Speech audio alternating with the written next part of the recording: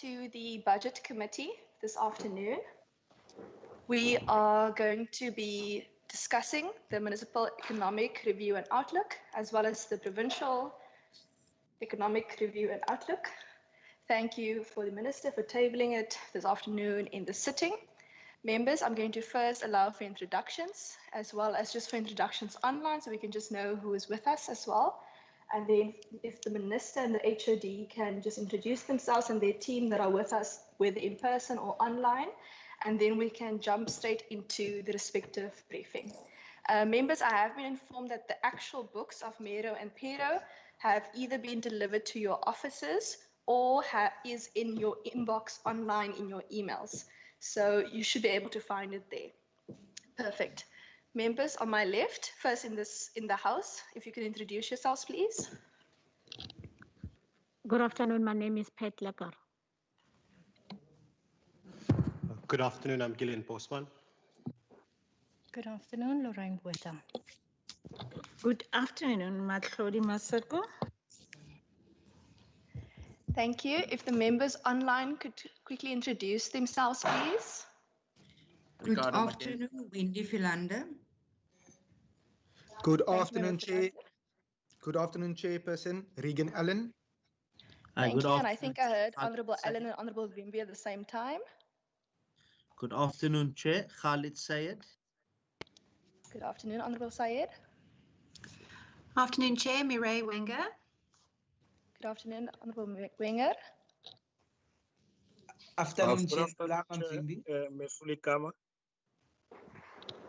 Good afternoon. I think I heard Dugmore, Kama and Wimby at the same time, and Mackenzie there. Good afternoon, Chair.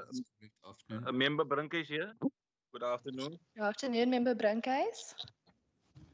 Good afternoon, Chair. Dalen Mitchell. Good afternoon, Member Mitchell. Chair, you've noted Member Philander. Yes, thank you, Member Philander. I think you were one of the first. Thank you, Chair. There are no other members online. Okay, then I'm going to just ask that the Minister and the HOD just introduces their team. And Minister, if you would like to do a brief introduction, or the HOD before the presentation, you're welcome to do so. Thanks, Chairperson. My name is obviously David Mania. I'm the Minister of Finance and Economic Opportunities. I'd just like to make a couple of points before we kick off. These documents, I mean, as many of the members know, are really a massive set of documents. They are stacked with data and with detail. And our purpose here really is, I think, to try to provide an overview and an introduction to the documents, and then to give members time to digest the documents.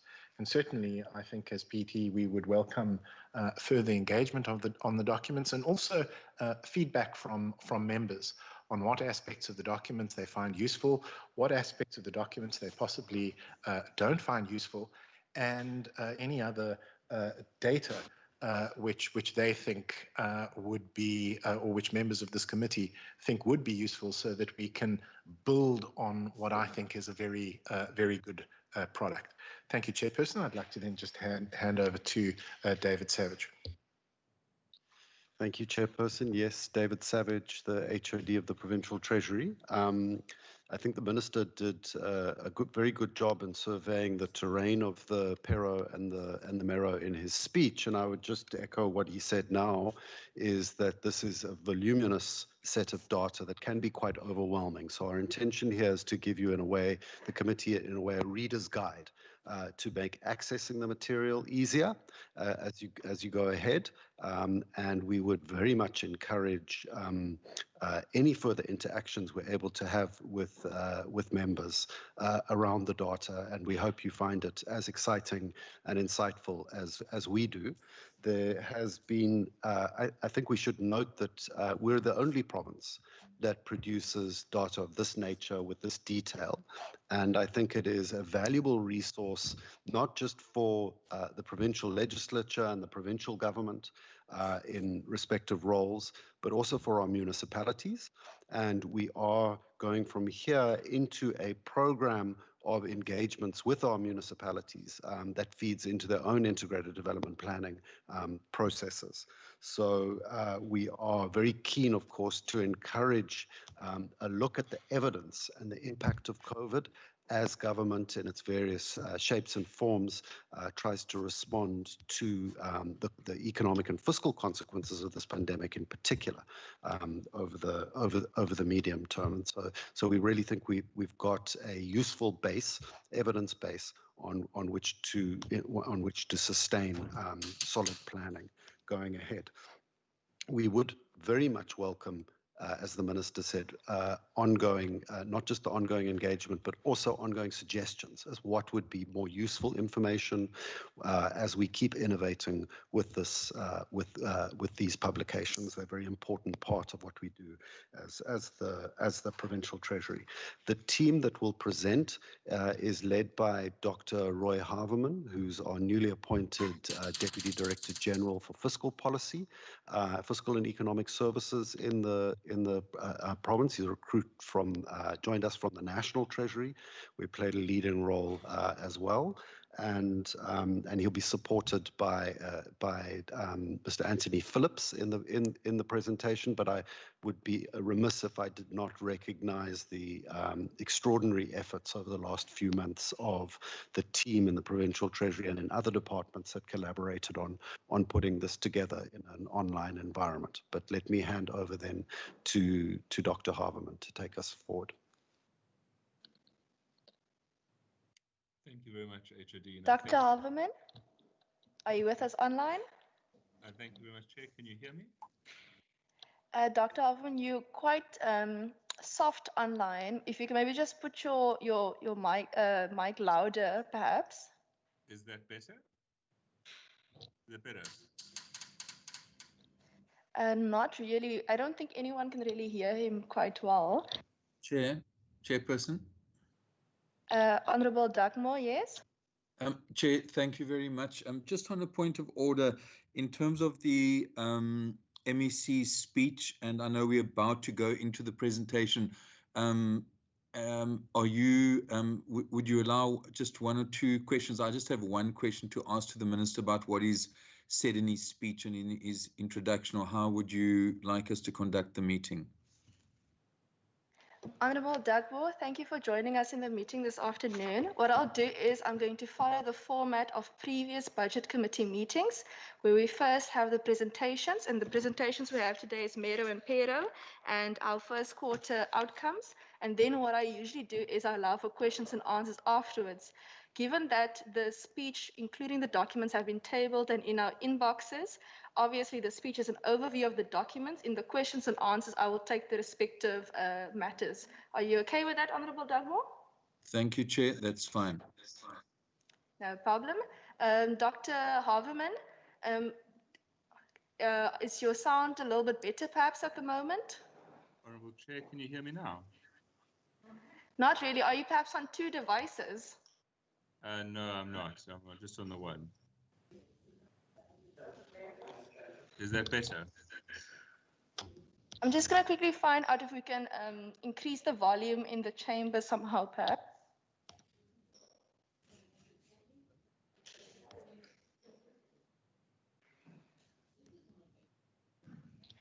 Dr. Haverman, I'm informed that we can't increase it anymore in the chamber. Perhaps if you can just talk a little bit closer into the mic, and if you feel uncomfortable with your face being so close to the mic, then you can perhaps just put the video off then. Okay, thank you very much, Chair, and I hope you can hear me now. Yes, we can hear you. Thank you. Excellent. So, thank you, Chair. I think the Minister in his speech covered what is really the big story, which is that the world has been turned almost upside down over the last year. If you think back just a year ago to what had happened, we now found ourselves in a completely new place. There's been a synchronized, deep global downturn. The health and economic crises have gone together. And, particularly sectors that what we can think about as being high contact or consumer facing have been greatly affected by the pandemic. And just to think through how this has really hit the global economy in terms of trade and activity, and also in terms of how it has hit our municipalities. So particularly those municipalities that are affected by hospitality and trade and agriculture. We can see in the data how this is beginning to affect us. So if I go to the first slide,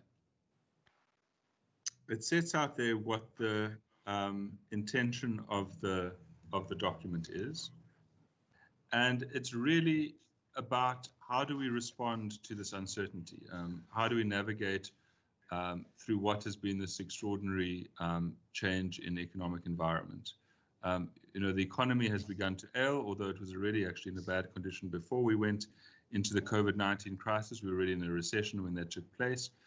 There's been a period of load shedding, credit rating downgrade, service delivery protests, low consumer and business confidence, and obviously this has all been aggravated.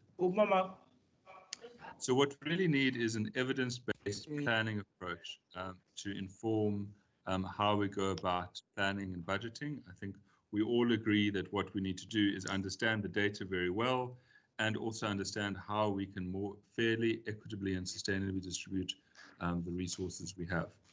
And we do that through these two publications. So the PERO looks at things from a national and provincial perspective, and the MERO disaggregates things down to a district and local government level. And of course, it's also quite useful for us in terms of understanding how the impact of the implementation of different services and programs has taken place, because it allows us to keep track of performance as time goes on. And I really must emphasize that this is really a collaborative effort, and we have had contributions from a number of departments. We've had a lot of engagement with municipalities. And at the end of the presentation, we'll explain a little bit about how we plan to take this presentation on a bit of a roadshow and use it as a tool for actually to get in touch with people and to understand what's really going on the ground. I think particularly the MERO is a way for us to understand conditions throughout the province and to understand things on the ground. I'm now just going to hand over to my colleague, Taryn van der Rede, who's going to take us through some of the more detail in the PERO and the MERO. Good afternoon, members, and thank you, Dr. Haberman. So just in terms of the PERO and the MERO, it really uses the Status A Quarter 2 data, which is the most recent published economic data available at the national level. The data, however, is not available at a provincial and municipal level, but I'll speak more to this point later on. The Quarter 2 data has also been incorporated as part of the forecast information. So essentially the forecast that you see in the PERO and MERO really takes into account the latest economic information, but also takes into account the immediate impacts of COVID-19. When looking at the regional level data, we then use the most recent published data, which is 2018. And essentially this 2018 information is based on the lag effect of regional level information that can only be obtained at a later stage. When looking at the economic forecast data, the most recent published data at the national level is essentially from SARB. So here again, we use the most updated information. This data is also used to forecast economic growth at the provincial and municipal level. So here also the provincial and municipal forecasts are essentially aligned to the forecast of the national economy. Then Quantic to release its forecast in October 2020, and for this reason we weren't able to use this as part of the PERO and MERO publications, but we will be incorporating it as part of the MTBPS that will be tabled in November.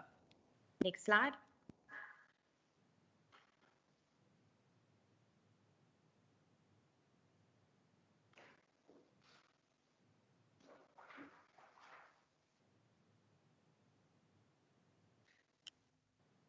Next slide, please.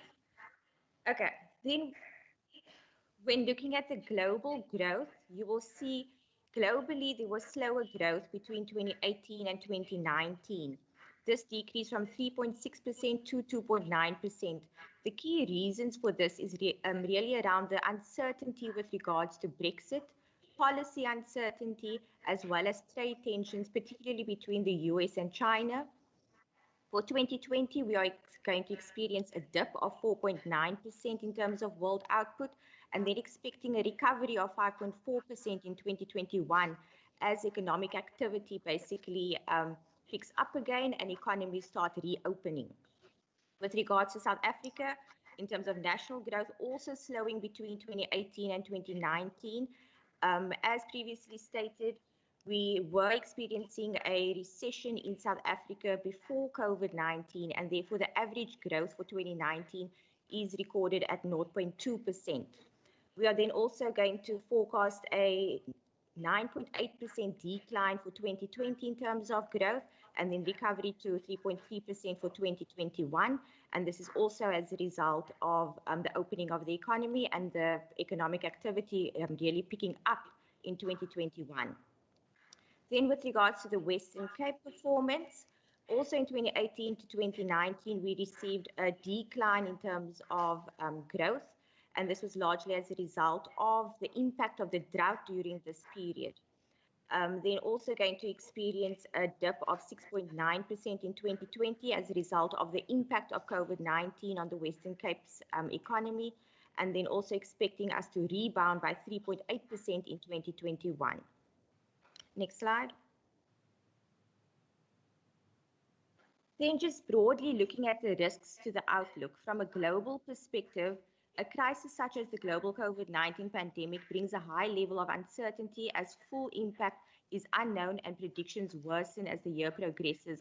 And this really links to some of the unknowns with regards to the second wave of COVID-19. There will be a sharp economic downturn, which is expected to have the greatest adverse effect on low-income households, eroding world progress in terms of reducing extreme poverty.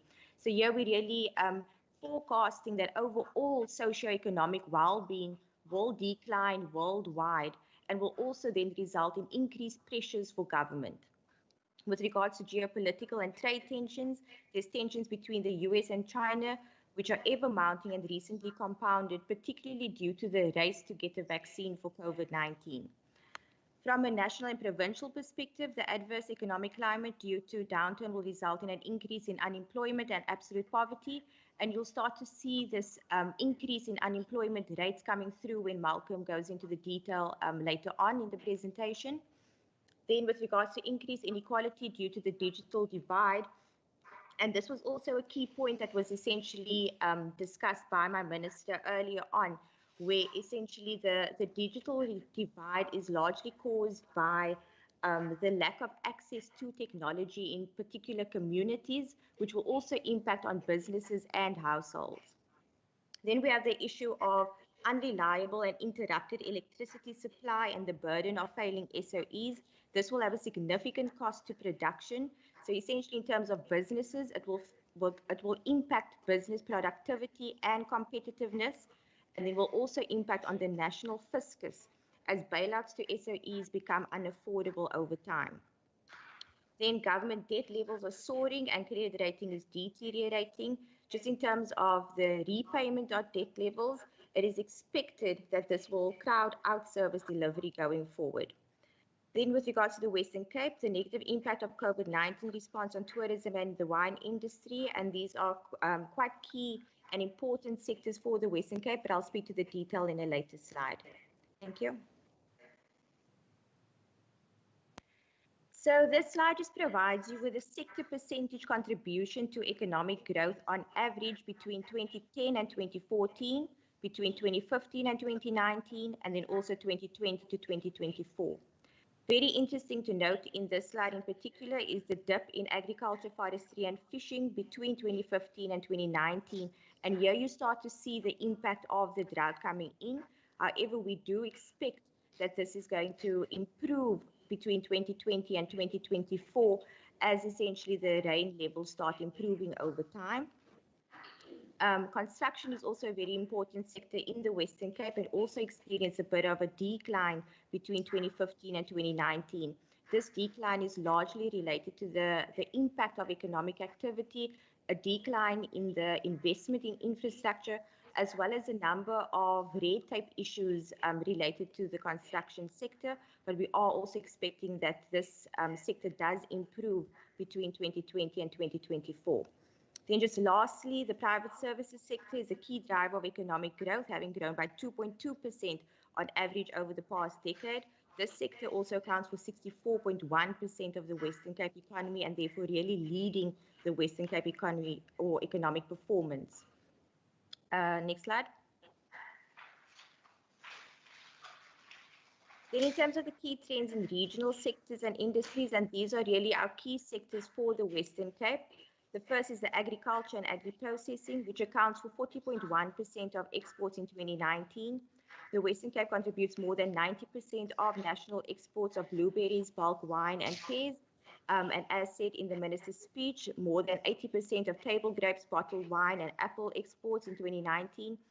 This sector is also quite important for the Western Cape as it is a labor absorptive sector, particularly in terms of low to semi-skilled workers, and also accounts for approximately 14% of employment. Then with regards to tourism, the Western Cape attracted 2 million tourists, increasing the number of tourist arrivals to Western Cape by 16% in 2019. It contributed over 15.5 billion to Western Cape GVA in 2019. However, on the other hand, expected job losses in 2020 is over 75,000. Another key point to just mention in terms of tourism is that unfortunately those countries that we actually receive the most tourists from are actually on the current high risk list and therefore will impact on the recovery of the tourism sector going forward. Then in terms of construction is expected to grow at 0.8% annually, which is slightly lower than between 2010 and 2019. The expected job losses in this sector is just over 19,000 jobs, and Gdpr is expected to decline by 17.8%. So we really need to, going forward, start working on increasing the investment in terms of infrastructure and also targeting those key red tape issues with regards to the construction sector in order to turn things around. Thank you. I will now hand over to Malcolm Boyson.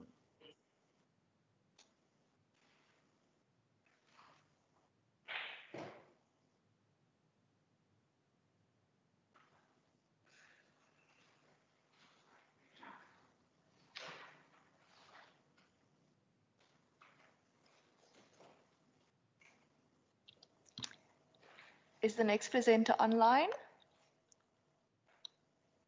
All right. Apologies. I've been muted. So this section of the presentation will mainly deal with the spatial dynamics of the Pero and the Mero. We can see that the economy of the Western Cape is dominated by the Cape Metro area, which accounts for about 72% of the province's GDPR and 63% of the employment. This is followed closely by the Cape Winelands and the Garden Route. Conversely, the Central Karoo has the smallest contribution to the province's GDPR and employment. Very important to note that there has been no significant change between the economic structure of the Western Cape between 2017 and 2018. What we also observe is that the districts have a slightly larger share in terms of the employment contribution relative to economic contribution. Next slide. Next slide.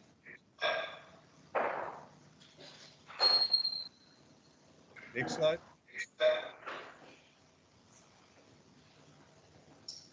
If the person with the mouse can just click to the next slide for us, please.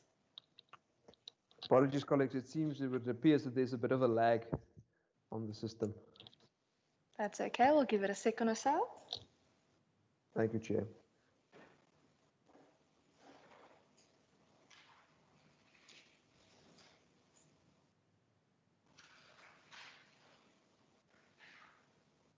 Thank you, Dia.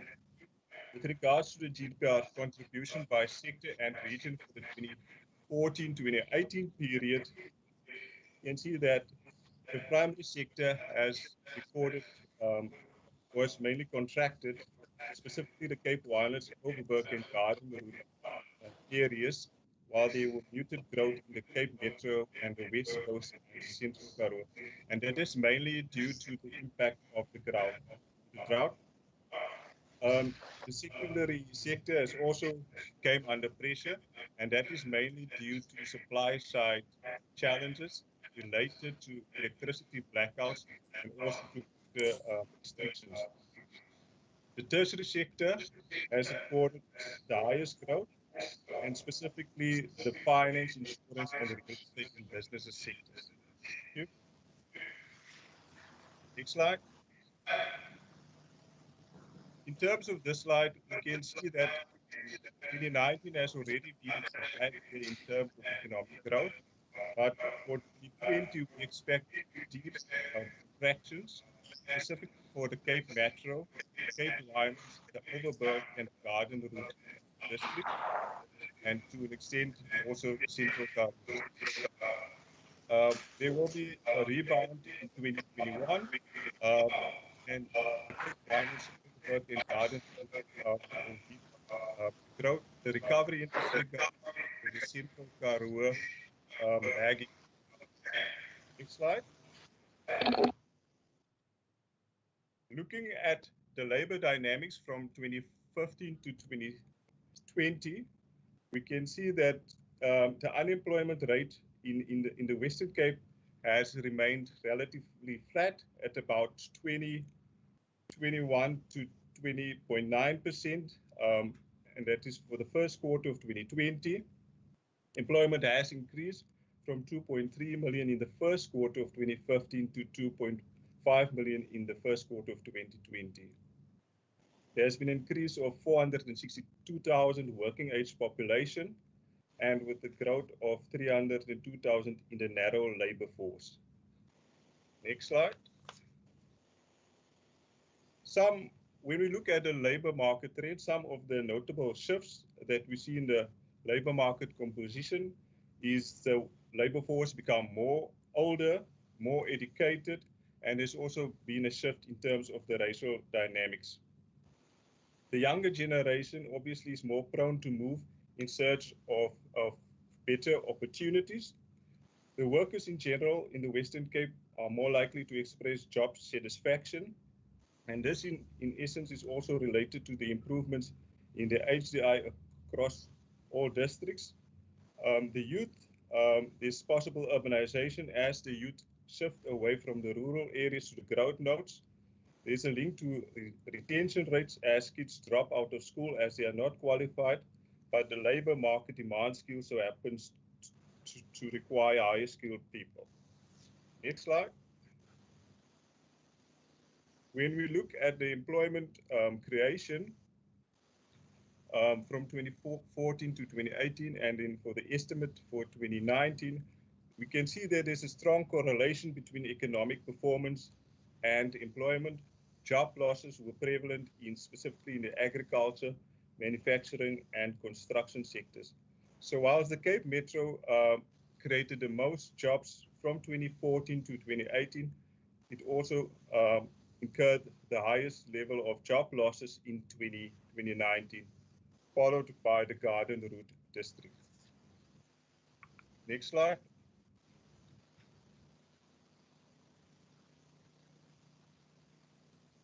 Next slide. When you look at the unemployment per region over the period ranging from 2009 to 2019, we can see that there's a gradual uptick in terms of the unemployment rate. We do see an improvement in 2016 from 2015, and that is also related to a drop in the business confidence following the axing of the previous Minister Nene. Also very important to note that there was also a disclaimer with regards to the sample size by Stats SA. Obviously, from 2017 onwards, the unemployment rate was intensified due to the drought. Next slide.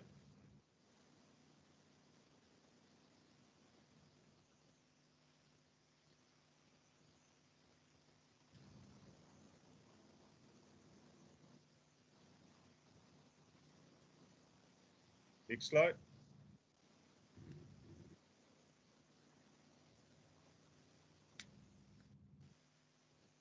Chair, it's reflecting on my side. Maybe just give it a second or two as well. No problem. By us, it is showing slide 15 at the moment. Slide 15, which is next few on slides page 8.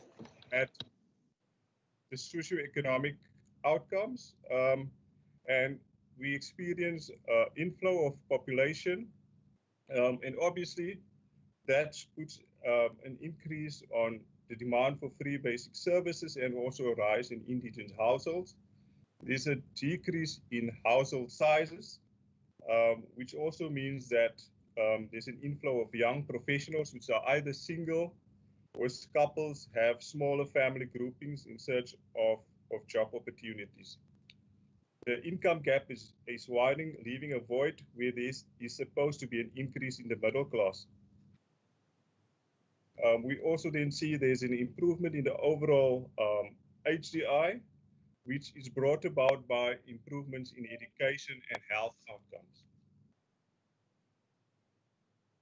Next slide.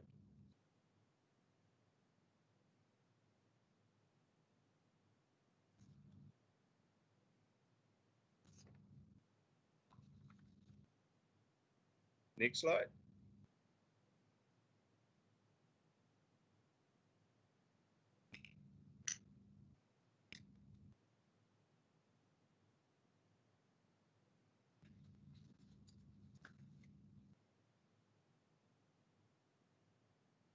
It is reflecting slide 16 by us. So overall, there's been improvement in health outcomes, and we can specifically see that with regards to maternal mortality and an increase in life expectancy. There is the top causes of premature mortality remains diabetes, and the leading cause of death remains HIV and AIDS.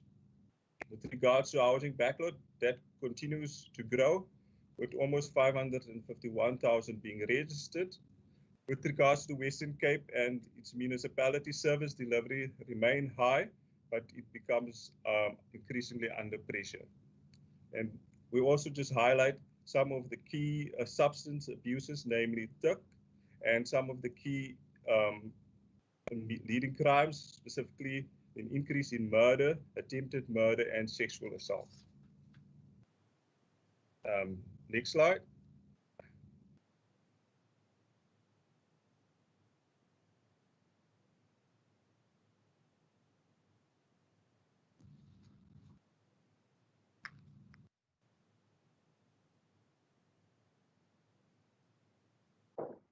So, as mentioned, declining levels of household income impact on the affordability for trade services. Municipalities require. Just excuse me, sorry for interrupting. Colleagues, I'm just going to ask, please, if you could just ensure that your mics are muted while the presenter is on the floor, and that would be very helpful for us, just so that we don't get background noise, please. Thank you. Presenter, you may go ahead. Thank you. Declining levels of household income impacts on the affordability or to afford trading services. Municipalities will become under pressure to provide services free of charge as more and more households are becoming indigent. That in itself will put strain on municipal resources. The increase in population, of course, is also associated with the influx of learners, which in turn increase learner-teacher ratios, which do not bode well for education outcomes. And as mentioned, there's immense strides with regards to health indicators. Next slide.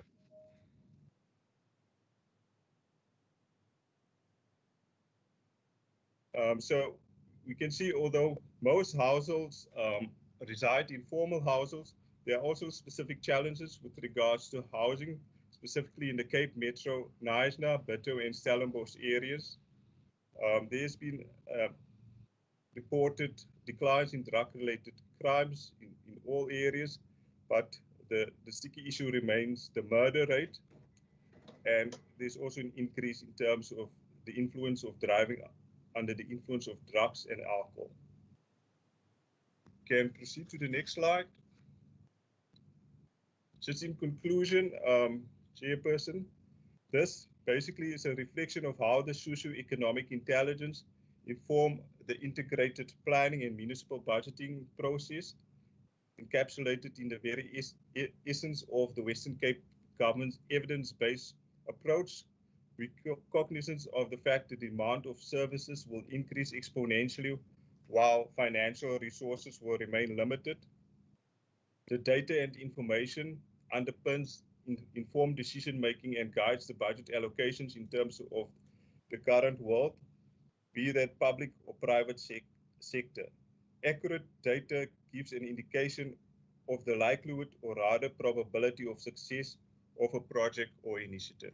Thank you. I'm now going to hand over to Dr. Haverman to conclude. Thank you. Thank you very much, Tara and Malcolm. And I really think that this report, I think, Chair, we could have presented for hours and hours, because I mean, the amount of data that the report collects, I think, is very important. It's very important for all our stakeholders, and it's very important for how we engage and especially engage on the budget. So what we're planning to do is to do a, I guess, a roadshow of the Pero and the Mero. This is to link it to the JDMA approach and to use this as a tool to drive integrated budgeting and also as a tool to engage particularly at municipal level. And we have a preliminary schedule. There are obviously COVID concerns that we need to take into account, but we are planning with a combination of real life and virtual engagements across the different districts. I think it's very important that our target audience is to ensure that we engage all stakeholders, and particularly local people, but also the business community. I mean, I think as the Minister highlighted, some of the things that are coming out from the research really help municipalities develop their local economic development strategies, particularly around tourism. And this is more and more important as the effects of COVID become more and more important at the moment, and more important in terms of driving the Western Cape Economic Recovery Plan. You will see particularly the Mero and also the Pero, we've done quite a significant improvement in the aesthetic appeal of the publications. We plan to convert many of the things into posters and printouts and rollouts. You know, modern day, nothing really is real unless it's on Twitter or on Facebook. So there will be a social media strategy, live broadcasting, and then targeted interventions and local press coverage. So really, Chair, I think this is just a brief summary of what is, I think, quite a rich and deep document, and we look forward to taking questions from the members.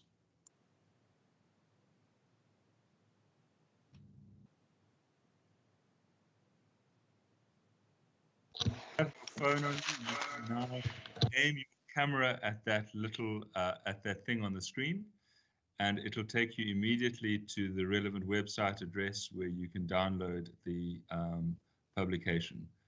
As you will see, COVID has also helped us a little bit. We've moved more and more things online.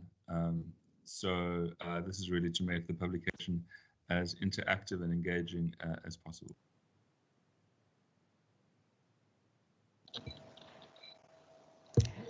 Thank you so much. Is that the end? Is there anything else anyone still want to add? No? Okay. Colleagues, we're going to first take questions and answers on this presentation, and then we're going to move on to the second presentation. So our procedural officer, Wasima Kluter, she's online, and she can also assist me with just identifying the hands online, because I struggle to see the participants list on the side, and I'll also take hands in the chamber. If I could just find out what the hands are online first.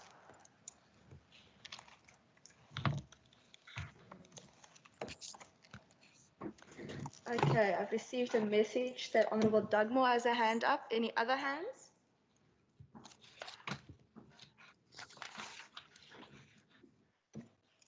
Okay, that is the only hand. Then Honourable Dugmore, I'll take your question first. Thank you very much, Chair. Also, thank you to the MEC, HOD, and those that have presented.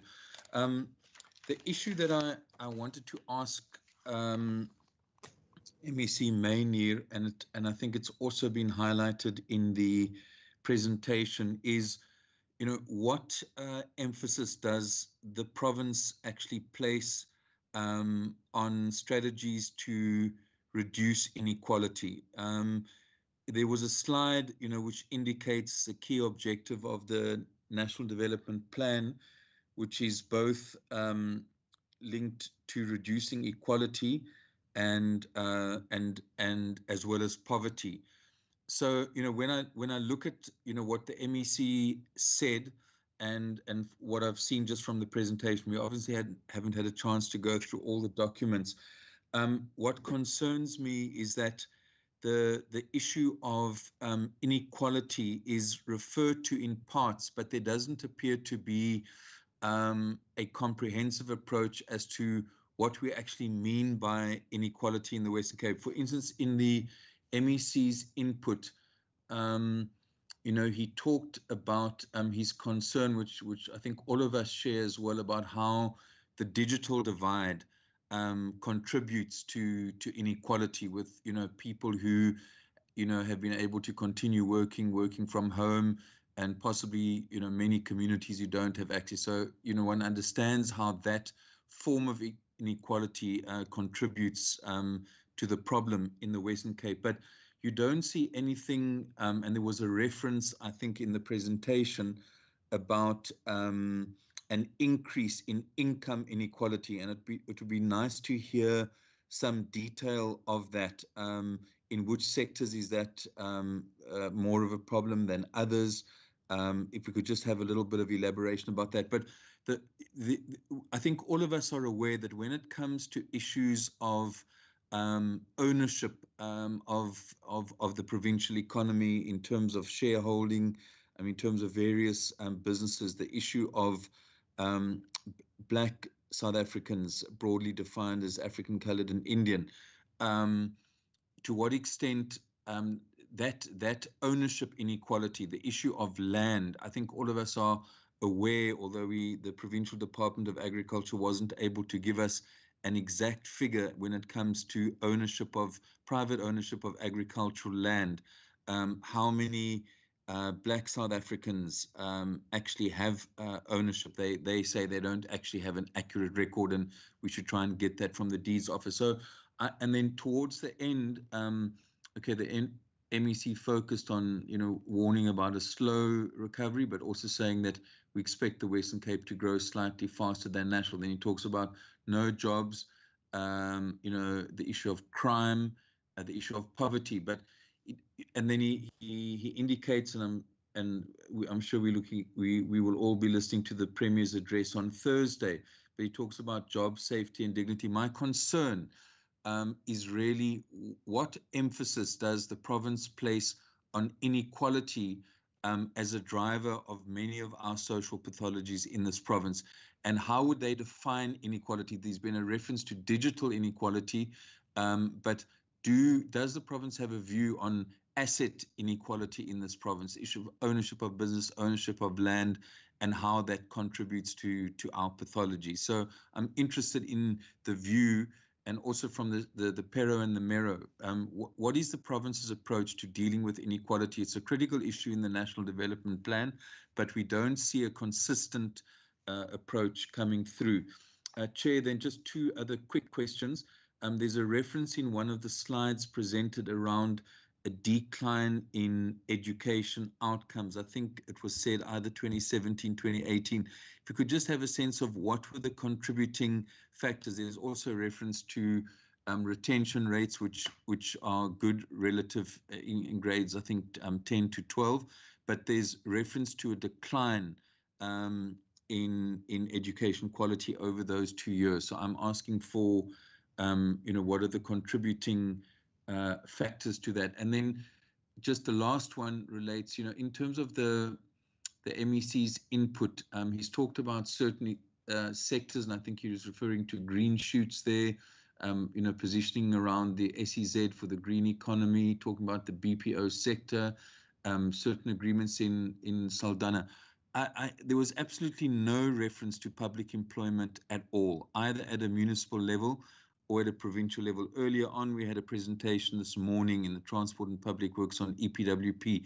But does the MEC and does the Treasury, I mean, what is your approach to, in a situation that we find ourselves in, of negative growth and hopefully some recovery? Where do you see public employment in all of this? What role do you think it plays, and what sort of investment what value do you attach to the investment in public employment initiatives in this climate? Thank you. Thank you, Honourable Dugmore. I've received communication. If everyone online could just also mute their mics for us, that would be wonderful. Thank you.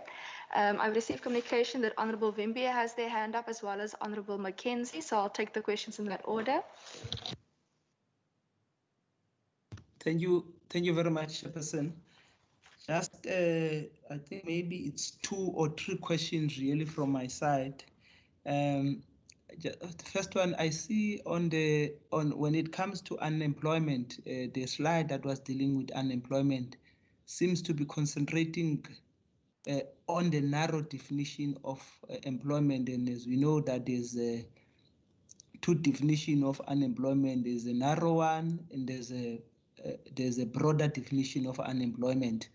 And of course, if you concentrate on the narrow definition of employment, it will always give an impression that the employment rate is low, or the unemployment rate, sorry, is low. But then I just don't know, I would like maybe to get an explanation as to why do we seem to be only concentrating on the narrow definition of unemployment as against the broader definition. The second one is on the issue of population growth. I don't know whether maybe, and as to whether what lessons are we drawing from the issues of population growth. For example, I would like to make an example. I've seen there was an indication there that Pito and Overstrand have experienced 3% population growth, if I'm not mistaken, on the slide. And then if you look at the similarities really of those towns, they are both beachfront, kind of beach towns, and then also it's towns that, of course, might also be known for whale watching and so forth. One of the issues that is always attributed to population growth in Pito, for example, I know it's because it's on the entrance from the Eastern Cape to the Western Cape. But I see now there seems to be the same amount of population growth is taking place in Overstrand as well.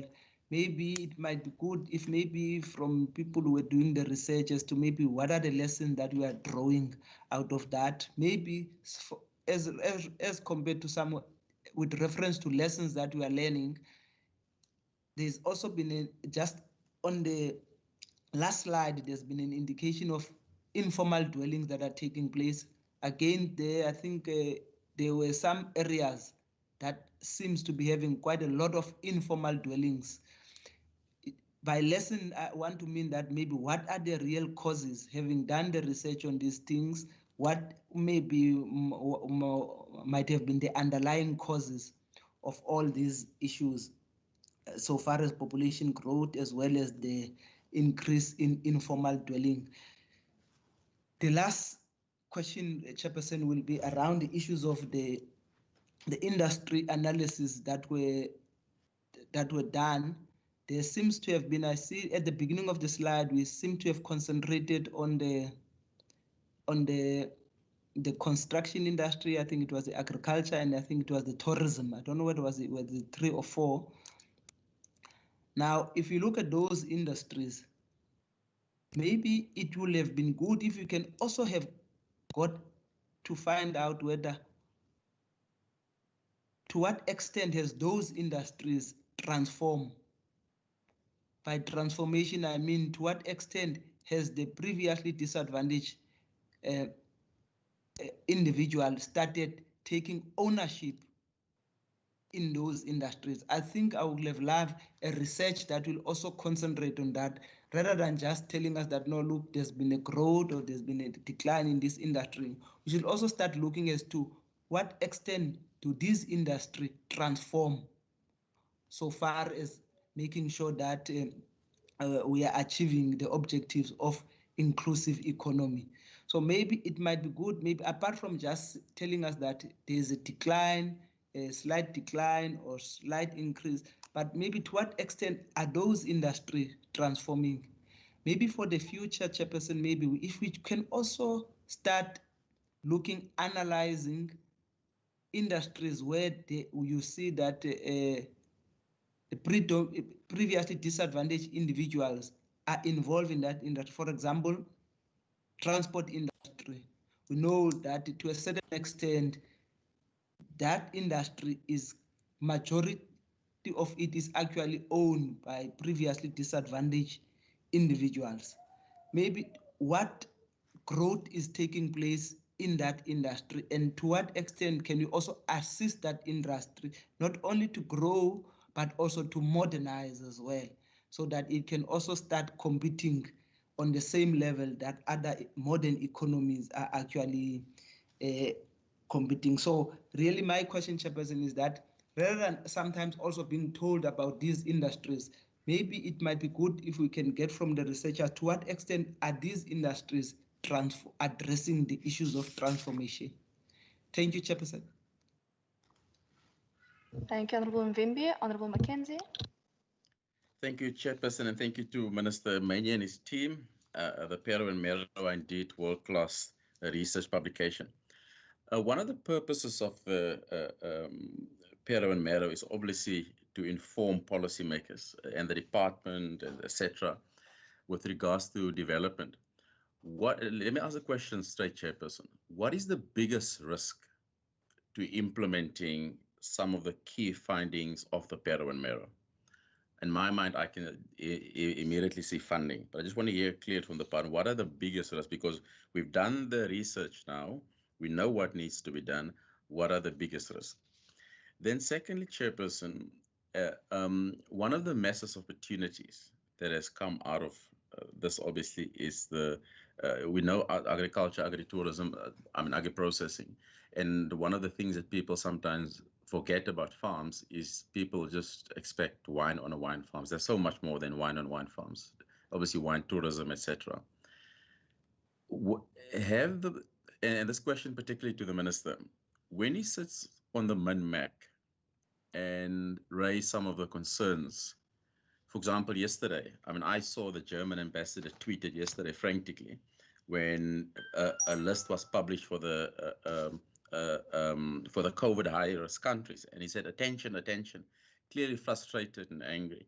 What is the communication strategy that comes from national government on these key issues that directly impact on our economy in the Western Cape?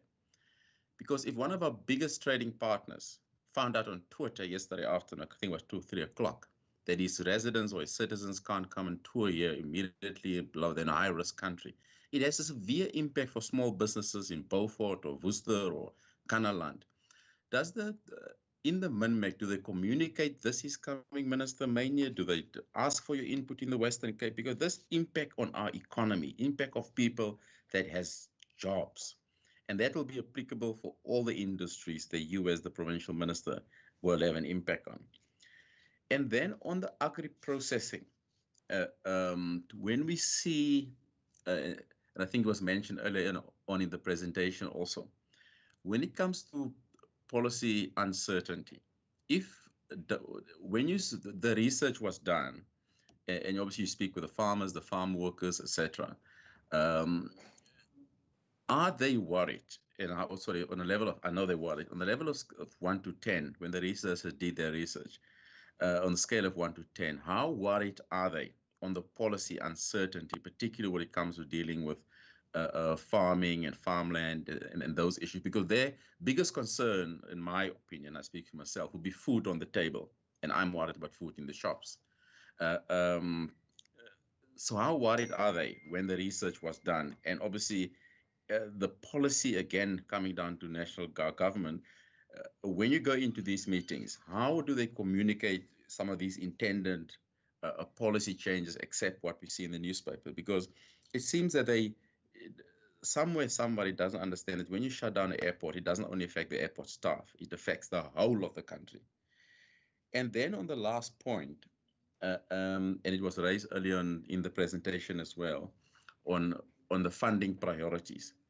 When we currently need billions of rands to assist small businesses, to assist farmers, farm workers, social development, people needing a plate of food on the table, do they present similar documents to you on the pero and mero in the Minmax minister to say, if we give 10 billion to SAA, we're going to create 100,000 jobs? Do they go to that level of detail so that you can assure this committee that, guys, there was some thinking behind this to allocate, for example, 10 billion to SAA and not 10 billion to Farm Workers Fund or to 10,000 starving children? Because when the Financial and Fiscal Commission was with us, and our deepest condolences, obviously, to the passing of Professor Plaatje. He's a genuine, true gentleman and an honest public servant.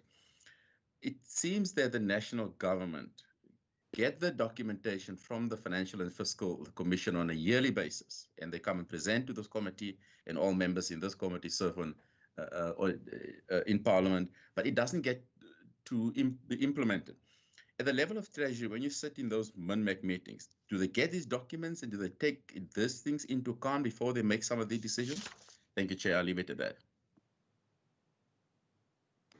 Thank you, Honourable Mackenzie. I have not received information regarding any other hands online. Are there any hands in the House? Honourable Pat Lekker. Thank you, Chair. Mine, Chair, the first one is on slide 3. I want to get an understanding as far as the retail industries. Do we have the actual numbers of the people that were affected with regards to unemployment and or short time? And also, I just want to understanding with reference to the problems of lockdown as measures that were put in place to avoid the spread. What exactly are the numbers that were affected, not only in retail, but under the hospitality and the entertainment industries? With that also, I want to check whether there is a plan in terms of the recovery of the economy in respect to those 3 areas that I have mentioned. But then, Chair, also if you move into page 4, the top slide, we've got the indication by way of the percentages. And I'm particularly interested as to under construction, there's mentioned that there is an expectation of growth by 0.8% annually, which is slightly lower than the previous years. Now, I want to check with regards to that one, what mechanism are there in place to address that as a specific focus where you'll find your non-skilled workers participating in the main in that industry? And if you move to page 8, under quality of life, I just equally, like Member Dagmo mentioned, I'm more interested on what are the drivers of the inequalities that are mentioned there. And if you're looking at the next slide on page 9, with regards to the average household income, exactly how much are we talking about there? Can we put the rands cents into that? Because I'm more interested in understanding exactly what do we mean by household, average household income? Then, Chair, whilst we are on that one also, under the socio-economic analysis on page 9 as well, where you find there are many indicators that are affecting the summary itself, but I want to check as far as the provision of households with regards to the formal dwellings. What exactly do we mean by this? What are the measures that we put in place to address issues of informal dwellings in the Cape Metro as well as Knysna and Obito? Because I want to understand exactly as to, do we have a plan to address the dwellings, or rather, if you're looking at the slide opposite, there's mention of housing backlog. So how do we address the two, the informal settlements as well as the backlog itself? Do we have those who benefit as a priority other than others, which are remaining in the backlog that continues to grow? And how do we address those so that we can at some point say there are no more inequalities there?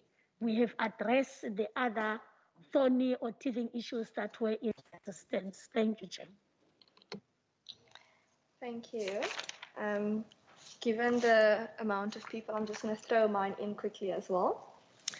And my first question is, and I think this probably relates more to our committee than it does to the department and the ministry, but perhaps if you have any ideas or suggestions, you could perhaps let us know.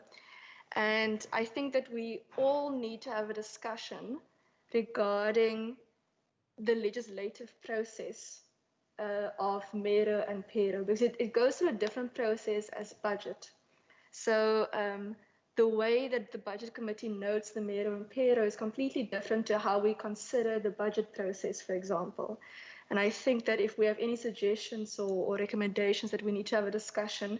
And I do, I thank the minister and the HOD for indicating that as members we can indicate what we find useful and what we do not find useful in terms of the documentation.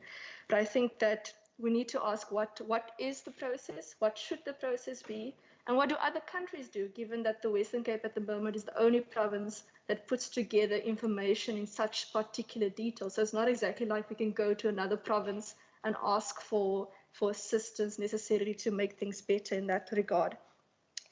On the presentation specifically, and I would like to refer to page 64 of the Provincial Economic Review Outlook book or document, not the slides.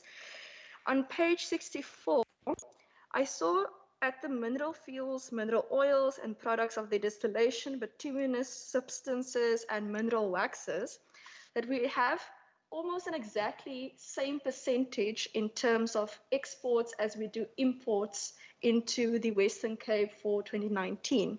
It was number 1 for imports, number 2 for exports, being 16.8 and 15.8% respectively on that page.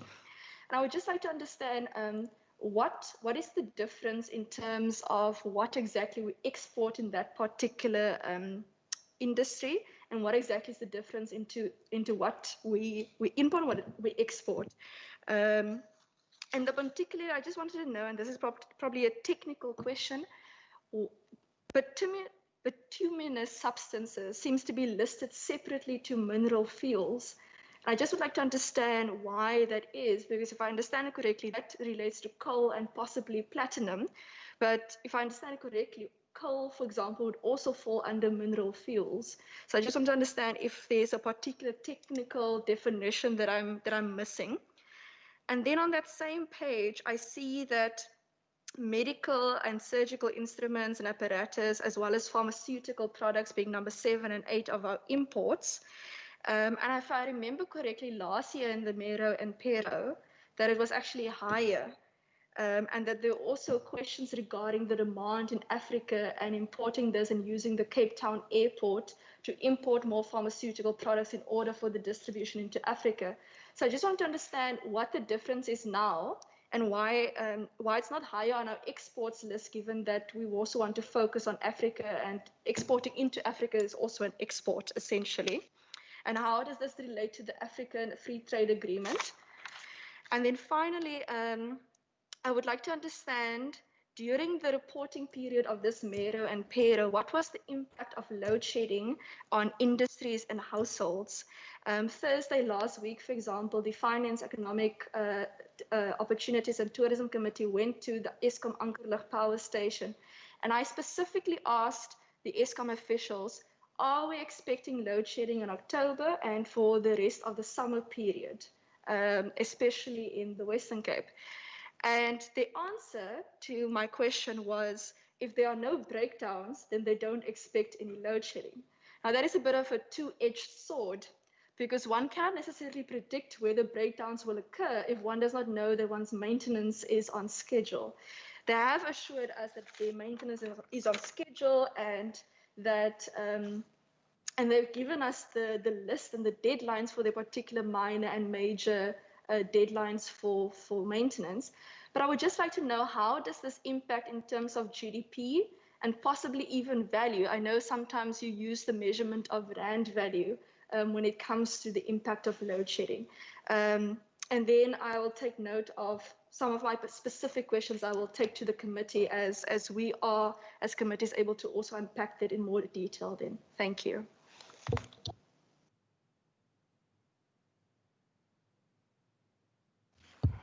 Thank you, Chair. I will take a stab at one or two, or parts of one or two questions, and then I'll hand over to my HOD and, of course, the team for responses.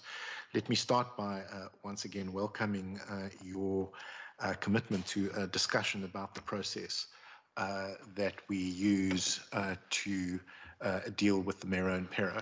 And certainly we stand by our commitment to be receptive to the committee's feedback and comments on how we might improve the product and the process to the benefit of all members in Parliament. So I welcome that.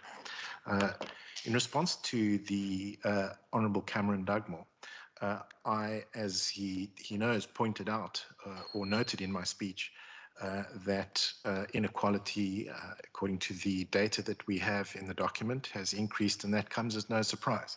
I think, given the extent of the damage caused by the pandemic in our province. And precisely for that reason, we do take it seriously and have to attack the problem both from the income and asset side. Assets like education, assets like housing, and of course assets like land in the form of land reform programs, but also, of course, transfers of income through public employment programs. The Honourable Member also asked specifically about public employment programs. Now, I think if you take a longer term view, I hope that he would accept that what we need to do is find ways to stimulate and boost private sector investment as a response to the longer term and sustainable recovery in the Western Cape. But certainly, as part of the immediate response, particularly in this environment when households are under so much stress, public employment programs have to be a key part of our approach to providing relief to distressed households in the Western Cape. On both these issues, I would urge the member to wait for further announcements in the Premier Alan Windy's special address to Parliament on Thursday. In response to the Honourable Ricardo Mackenzie, certainly in the various MINMEX and budget councils, which I have to concede have taken place during the COVID-19 crisis, but probably too infrequently. I think that there's probably too little discussion, I have to be honest with the member, about the trade-off of policy choices. What the trade-off, for example, of allocating 10.5 billion rand to SAA versus other, if you like, purposes for that expenditure. So there is probably not enough discussion about those trade-offs. When it comes to the travel restrictions in the red list, there, of course, because it's the Department of Home Affairs, there is no formal MINMEC meeting. And indeed, that the update of the so-called red list was certainly, there was no consultation that I'm aware of with the provinces, and certainly the impression that I got from the various high commissions and embassies that I've been in contact is there appears also not to have been any consultation or prior warning ahead of the announcement about which countries would be on and which countries would be off the list, which of course I think needs to be looked at carefully because it was a huge disruption in the economy.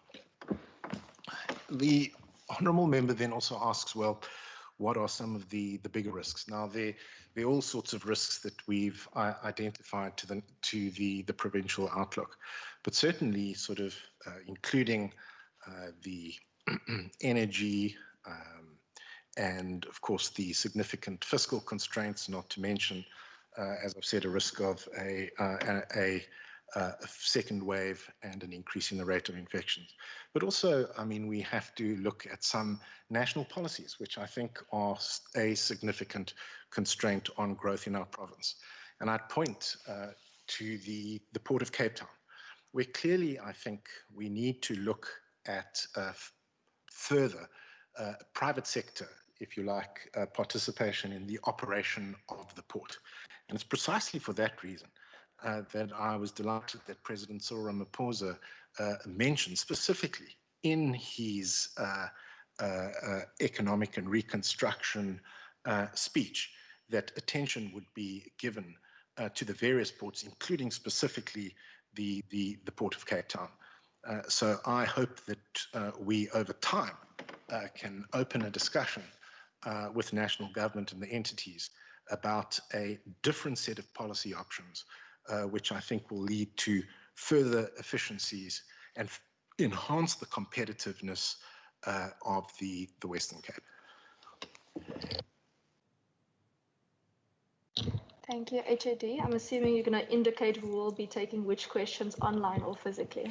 Yes, I will do to the best of my ability, but please do point out if I leave anything out.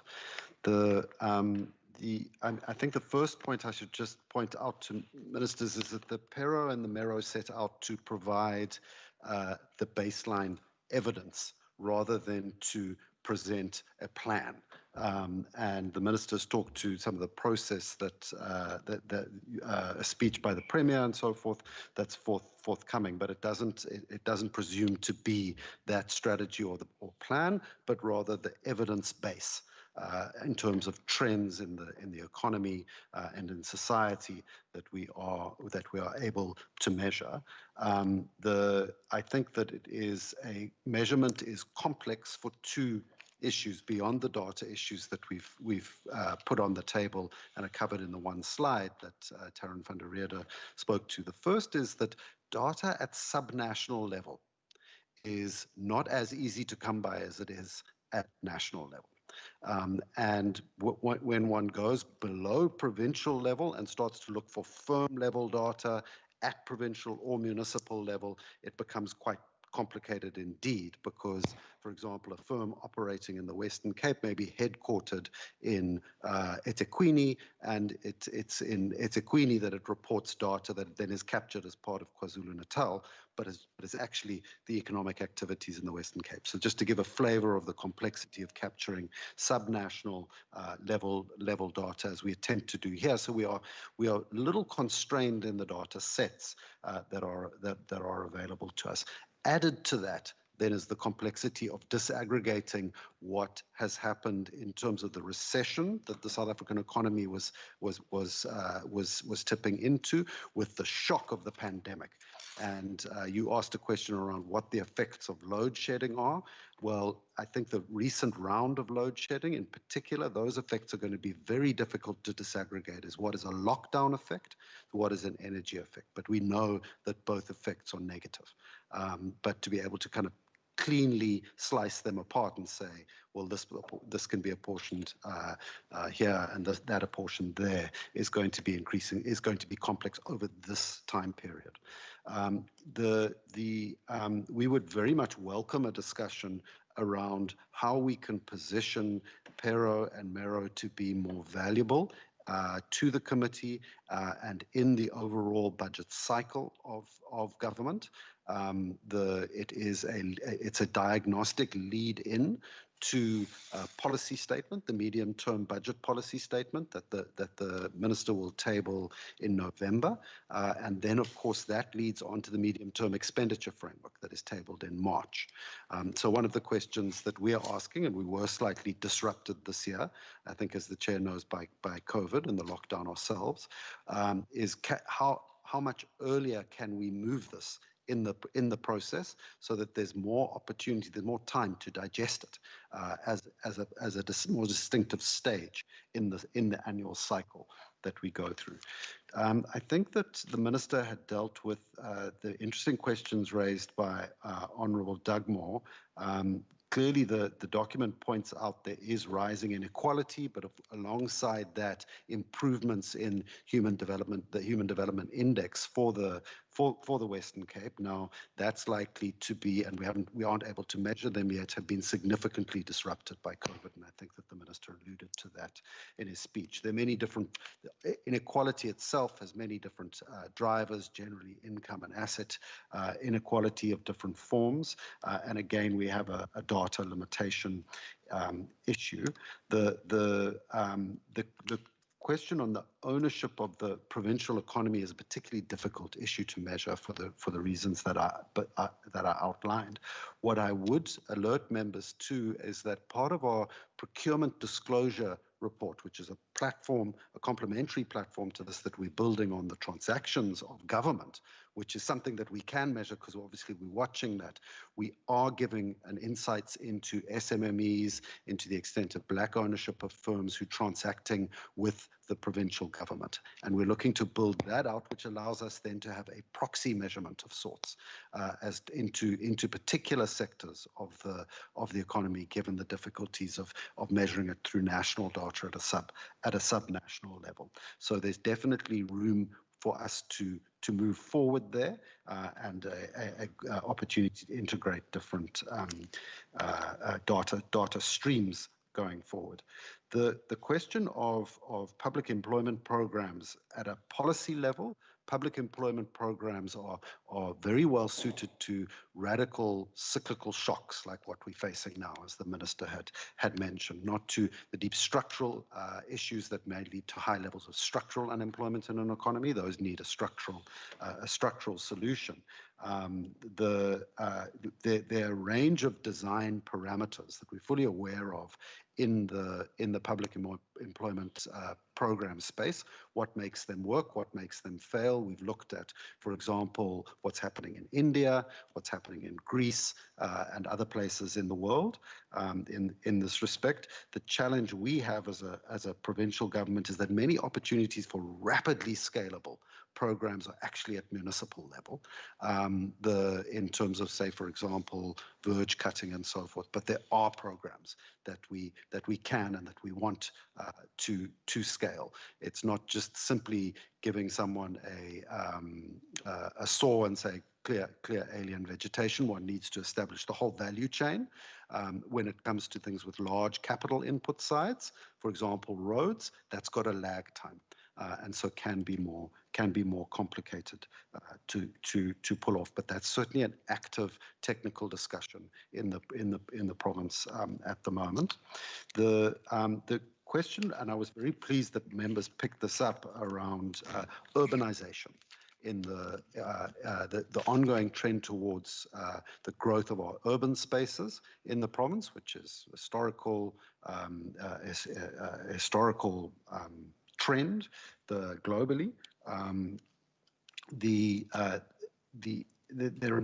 there are a number of interesting things. We tend to get, in our current framework in South Africa, the downsides of urbanization. We're unable to make housing markets work efficiently to include poor households. We're unable to produce enough houses at enough scale. And the symptom of that is growth in informal settlements.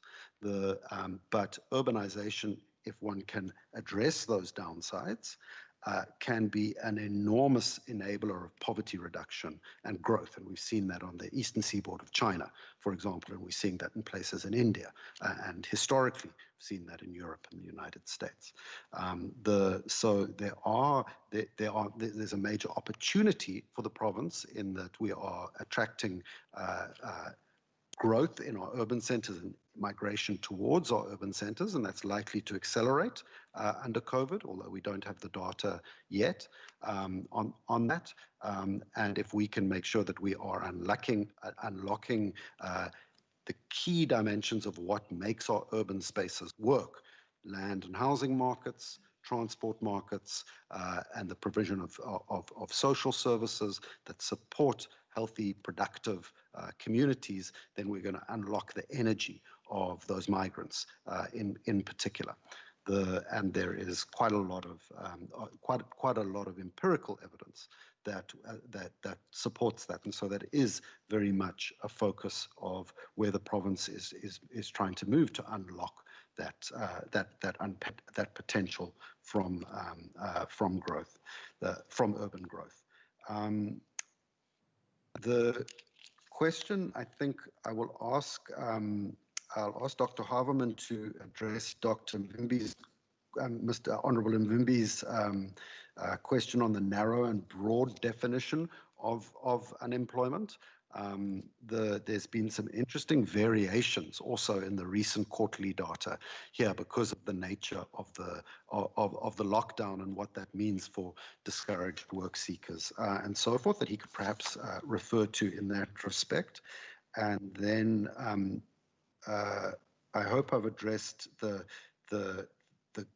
question of informal settlements largely being a symptom rather than an underlying cause of our challenges in urban areas related to housing and transport markets in particular.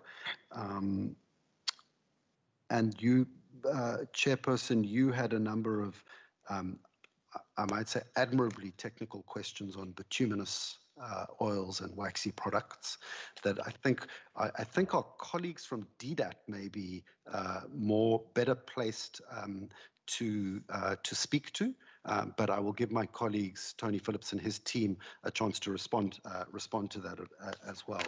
Finally, might I say that I think that there are a number of questions that are raised at a sectoral level, for example, in housing or transport, or indeed in some product markets, that are great questions that would, I think, that would stimulate. We hope the evidence will stimulate very useful discussions with the respective departments themselves, and we wouldn't want to trespass onto their policy domains in terms of what needs to be done. They do all have programs underway that they are better placed to articulate, and I might say in some cases some pretty exciting developments underway. So let me hand over to Dr. Haverman and Mr. Phillips. Thank you very much, HOD. Yes, I'll start with the Honourable Mlumbi's question. I think it's a great question, and I'm going to see if I can share the relevant page of the Pero. I hope all the members can see it.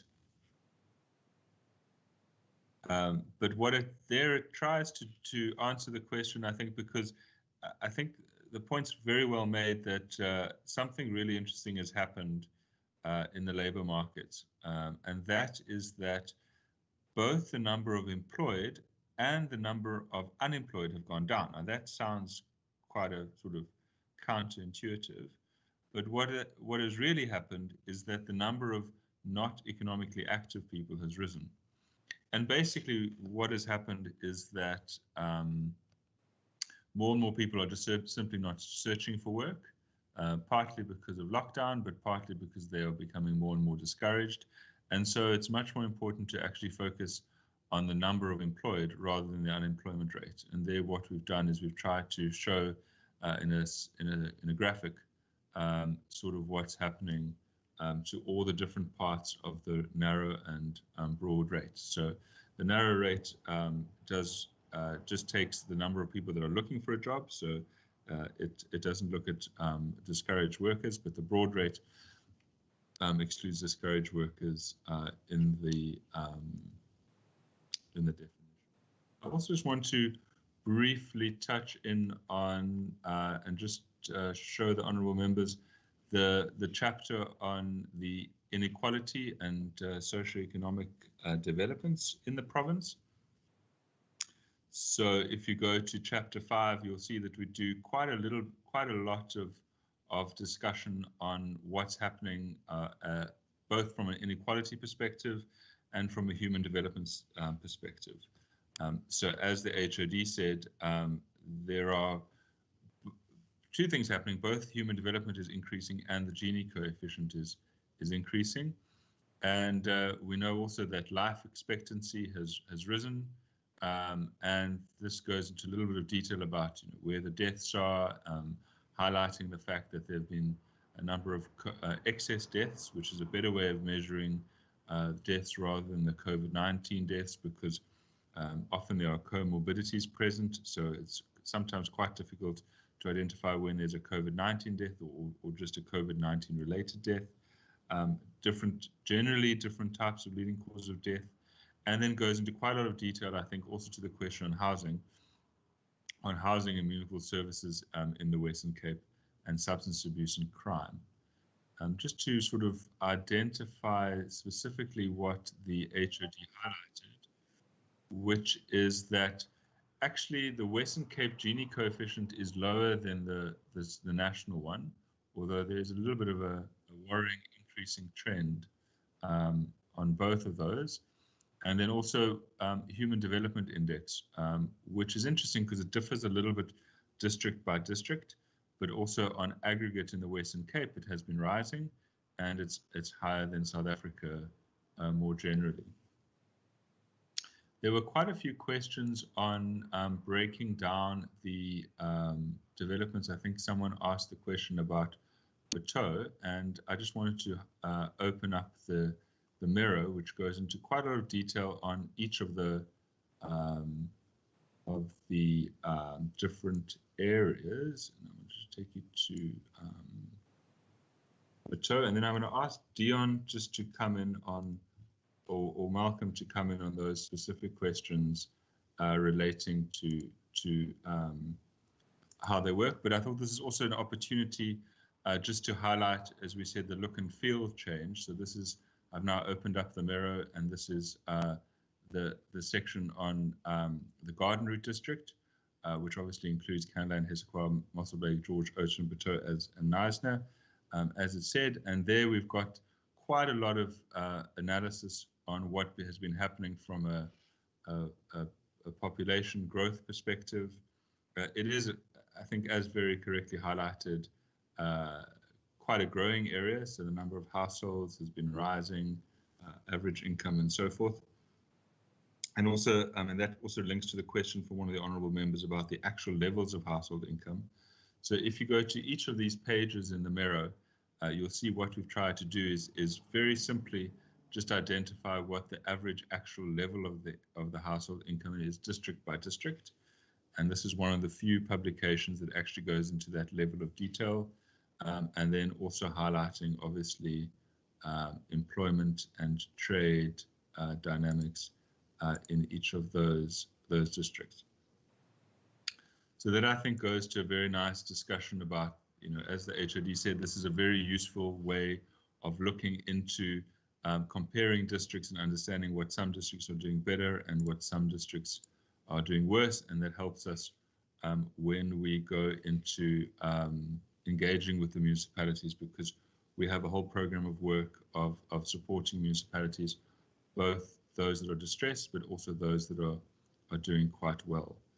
There was also a question on the public employment programs, and I just want to highlight the fact that we do have a bit of an analysis on that. It's on page 109. So let me just go there. I thought, oh, sorry, in the wrong publication. So it goes into a little bit of detail, obviously, of the different things that are happening from a labor force perspective. We also highlight sort of what has been happening to the labor force during the time of COVID, which has been quite scary in terms of quite a lot of detail there. But I just want to show the members the discussion on the public employment programs. You know, as the HOD said, you know, we've been doing quite a lot of work at thinking about public employment programs and identifying where we can improve them and how they're working across the province. And we've done a little bit of analysis about the full-time employment opportunities. So there's a full-time equivalent opportunities across the different departments of the Western Cape government. And, you know, at the moment, we estimate that about 14,385 full-time employment opportunities are created, which is about 1% of all the employment opportunities in the Western Cape. We have got some ideas, and we're working with national government also in terms of how we can improve on those outcomes. And then I think going to hand over to Tony or the colleagues from DDAT to answer some of the more technical questions. Tony, oh, sorry, before we go on, just to quickly, the impact of load shedding on the economy. It is highlighted in the PERO. There is a bit of a discussion on it. The general thing is that estimate is there's about 2 billion a day is the cost to the economy. And I just want to refer members actually to a great presentation by the CSIR where they identify sort of the history of load shedding, and just to highlight that actually 2009 was the most significant year for load shedding in the history of the country, which is quite significant. And unfortunately, they also highlight the fact, I'm just going to scroll down to the next slide, that we are probably looking at a supply gap of electricity for at least the next 3 years. So we'll probably be having load shedding in 2020, 21 and 22, and then again a little bit in 24 and 25, which I think really goes to the point that energy is one of the most significant problems facing us at the moment. I'm now going to hand over to Tony to answer some of the other questions. And Dion, I see you've got your hand up. Okay, Dion first. Thank you, Dr. Haberman. Thank you, Tony, and thank you, Chairperson. Just quickly, Chair, I think it was you that pointed out or that raised the question earlier about pharmaceutical products. We just did a quick search, and from the information at disposal on the Quantec data that we do have, is that we can see over a trend of, let's say, the last 5-6 years, that pharmaceutical products do, as a percentage of our our exports, does increase relatively sharply. But at the end of the day, it still remains only 0.4% of all of our exports, meaning that most of the pharmaceutical products that we do import, we consume locally, what is locally used. And in 2019, this is information based on current prices obtained from SARS, that Quantec obtained from SARS, and imports amounted to 1.9 billion and exports only 489 million. That is for pharmaceutical products, Chairperson. So if you have maybe any follow-up questions, you gladly post that and we'll go look back into that information, Chair. Thank you.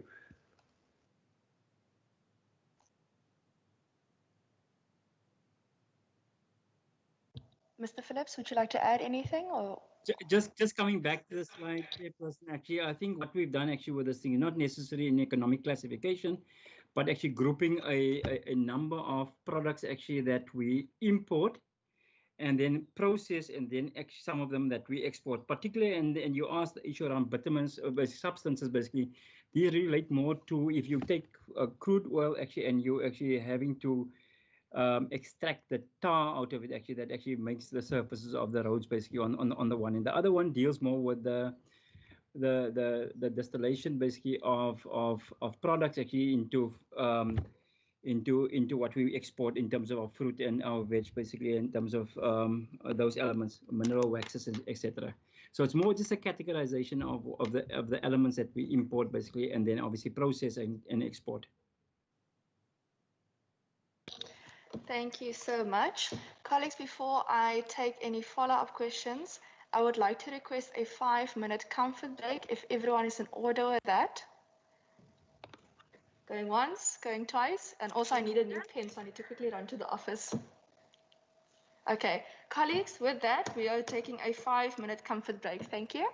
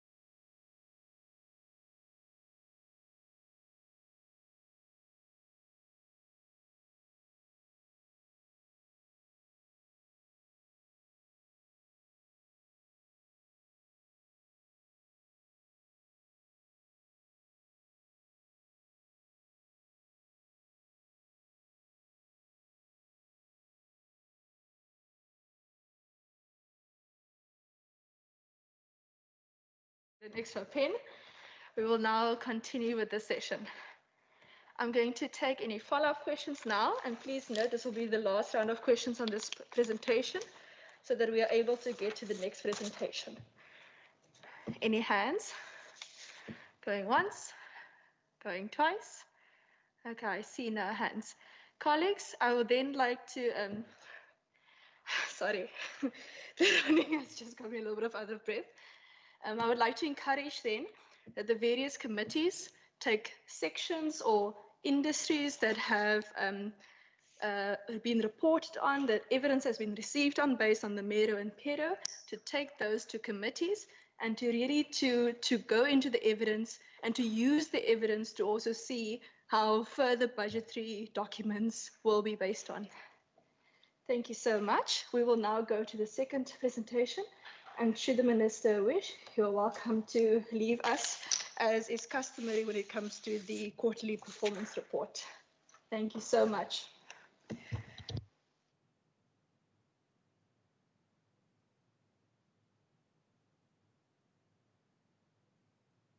Thank you, HOD. You can indicate who will be leading us with the presentation today. Thank you, Chairperson. This, I think, as members know, is the report on the performance outcomes of the provincial government for the first quarter of the current financial year, so the period April to the end, beginning of April to the end of June. So it is coming to the committee a little late due to, again, all the COVID disruptions, for which we apologise. The Annalise Pick from our department will be giving the presentation, and so I'll hand straight over to her.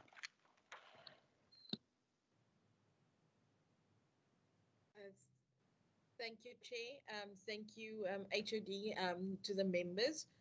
Yes, the first quarter performance outcomes for the current financial year for the months of April, May, and June is a bit late in terms of usually our previous reporting cycle.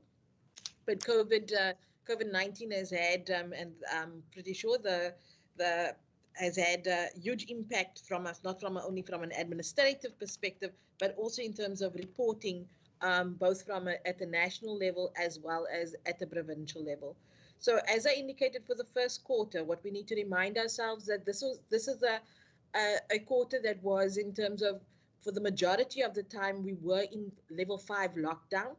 And this has had an impact in terms of our performance in both from a financial as well as from a non-financial perspective. And when we look at from a financial perspective, it's impacted in terms of the spending rates of departments.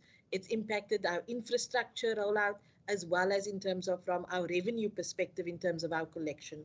So when we look at the expenditure in terms of our performance regarding that, in terms of the next slide, you'll see that in terms of we have spent 21.5% of our budget, and also at the end of June, the frontline departments were indicating to us the impact that responding to COVID-19 was having in terms of on its expenditure levels. But then there also, in terms of other departments, that were indicating in terms of the impact of COVID-19 had on their rollout of their different programs, and that is mainly due to their specific service delivery model, which obviously was impacted during lockdown. So when we look at in terms of, as at the 30th of June, we were showing an over expenditure mainly within our frontline departments, being the Department of Health. And then also as part of that health response, the Department of Transport and Public Works was also showing us in terms of our response required in terms of facilities required for quarantine and isolation. Then there's other departments as well that has indicated, especially those that were showing underspending and projected underspending at that time. That was mainly in terms of due to programs that were not being rolled out due to the lockdown situation. but also in terms of from a mostly an infrastructure perspective is the fact that in terms of we had a reduction in our conditional grants, and as at the 30th of June, some of the departments were already showing in terms of some of that reductions that would then take place in our first adjustments budget, which we tabled, which was the 23rd of July. Next slide.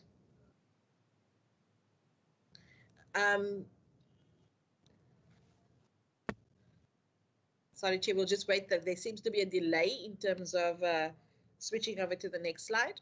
So in terms of our spending, as I indicated, we spent 21.5% of our budget.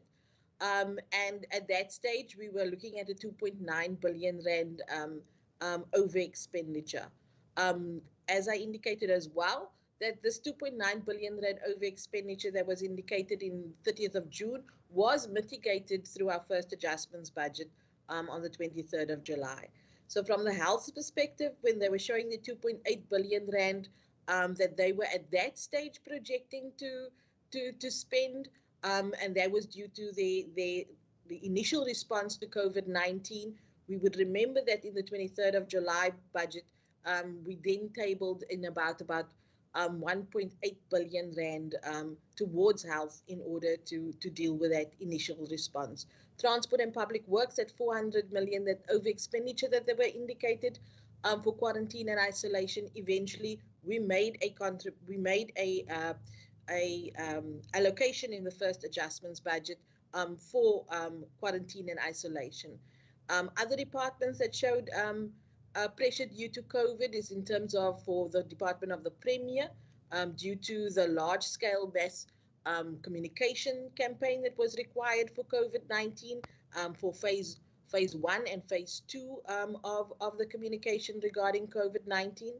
The Department of Local Government was also showing pressures at that stage, and that is mainly due to the 24/7 activation of the Disaster Management Center, but also the department also provided humanitarian relief support to municipalities as part of emergency funding.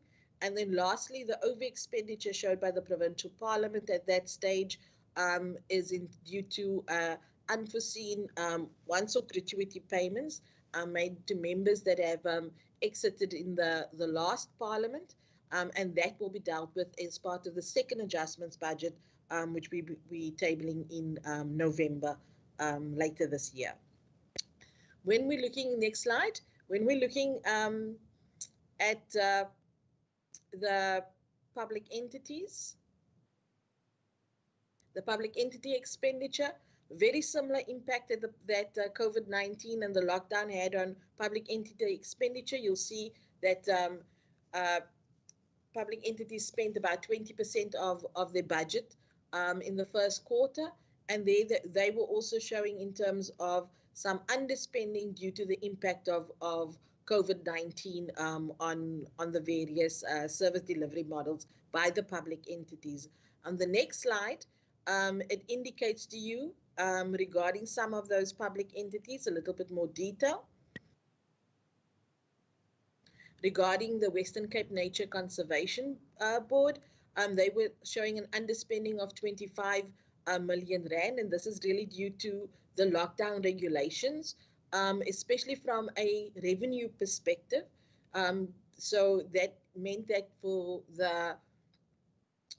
for Cape Nature, they were collecting less revenue, and they were projecting at that stage to collect revenue. The revenue down forecast was down by about 25 million, and they showed that respective concomitant reduction also on the expenditure phase. Then also to indicate to you that in terms of the impact of the revenue collection for Cape Nature as well as some of the other departments, that will be dealt with as part of the second adjustments budget now in November, because as at 30th of June, it was still a very early stages into the COVID period, and therefore they have more data now, and in terms of a better grasp in terms of what the outcome would be for a revenue collection for certain of the entities. On the considerate side, there was some underspending and savings that was identified there, and that is mainly due to the service delivery model regarding in terms of on the goods and services side, they had lower administration and operational costs than also experienced that we saw by various of the departments. When you look at the infrastructure side, now the infrastructure, and that's on the next slide, the infrastructure you can see just in terms of when you compare the first quarter in the previous financial year in 1920 to that in the 2021 financial year, you see that we spent less. We spent 1.5 billion rand this year in comparison to the almost 1.9 billion in the previous financial year. And this is mainly due, well, actually is due to the impact of COVID-19. You also note that as part of the first adjustments budget that we tabled, that the infrastructure sector was also impacted by the conditional grants reductions, and that was almost to the value of about 660 million rand in terms of reduction on conditional grants. But not only from that perspective, also then from the grant frameworks that in terms of were broadened in order to spend funding on COVID-19 as well. So that did mean that some projects that was in planning phase, for example, as part of the infrastructure pipeline, that was put on hold in order to respond from an infrastructure perspective to COVID-19. The next slide looks at in terms of our receipts. Now, this is our own receipts that we collect, which is what we collect as a province, and this excludes our provincial equitable share, and it excludes conditional grants. So this is in terms of what we collect as a province and comes through departments and to the Provincial Revenue Fund. Now, as expected, due to the various service delivery models, especially within health, in terms of transport and public works, in terms of motor vehicle licenses, and then in terms of our tax receipts, in terms of the bottom of that table, gambling and liquor license receipts, that has all been impacted in terms of COVID-19. So much so that you'll see that for the first quarter, we collected just about 9% in terms of actual collections. And when we compare that to the previous quarter, there was almost about 30% in terms of the previous quarter. So as I said, from a receipts perspective, it has been hit in terms of by COVID-19.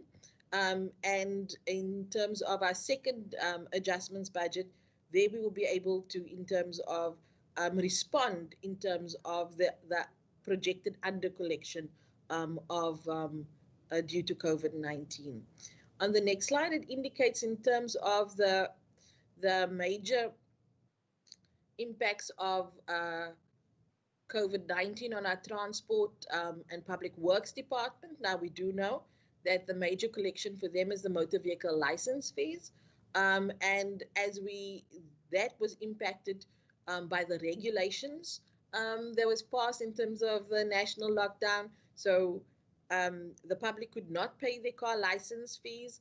And also what is also impacted in terms of going forward is the fact that the car license fees therefore never expired, and therefore allowing motorists to pay their motor vehicle license fees at a later date. But that now has shifted the entire model of collection for motor vehicle license fees. It has shifted that collection out in comparison to previous financial years.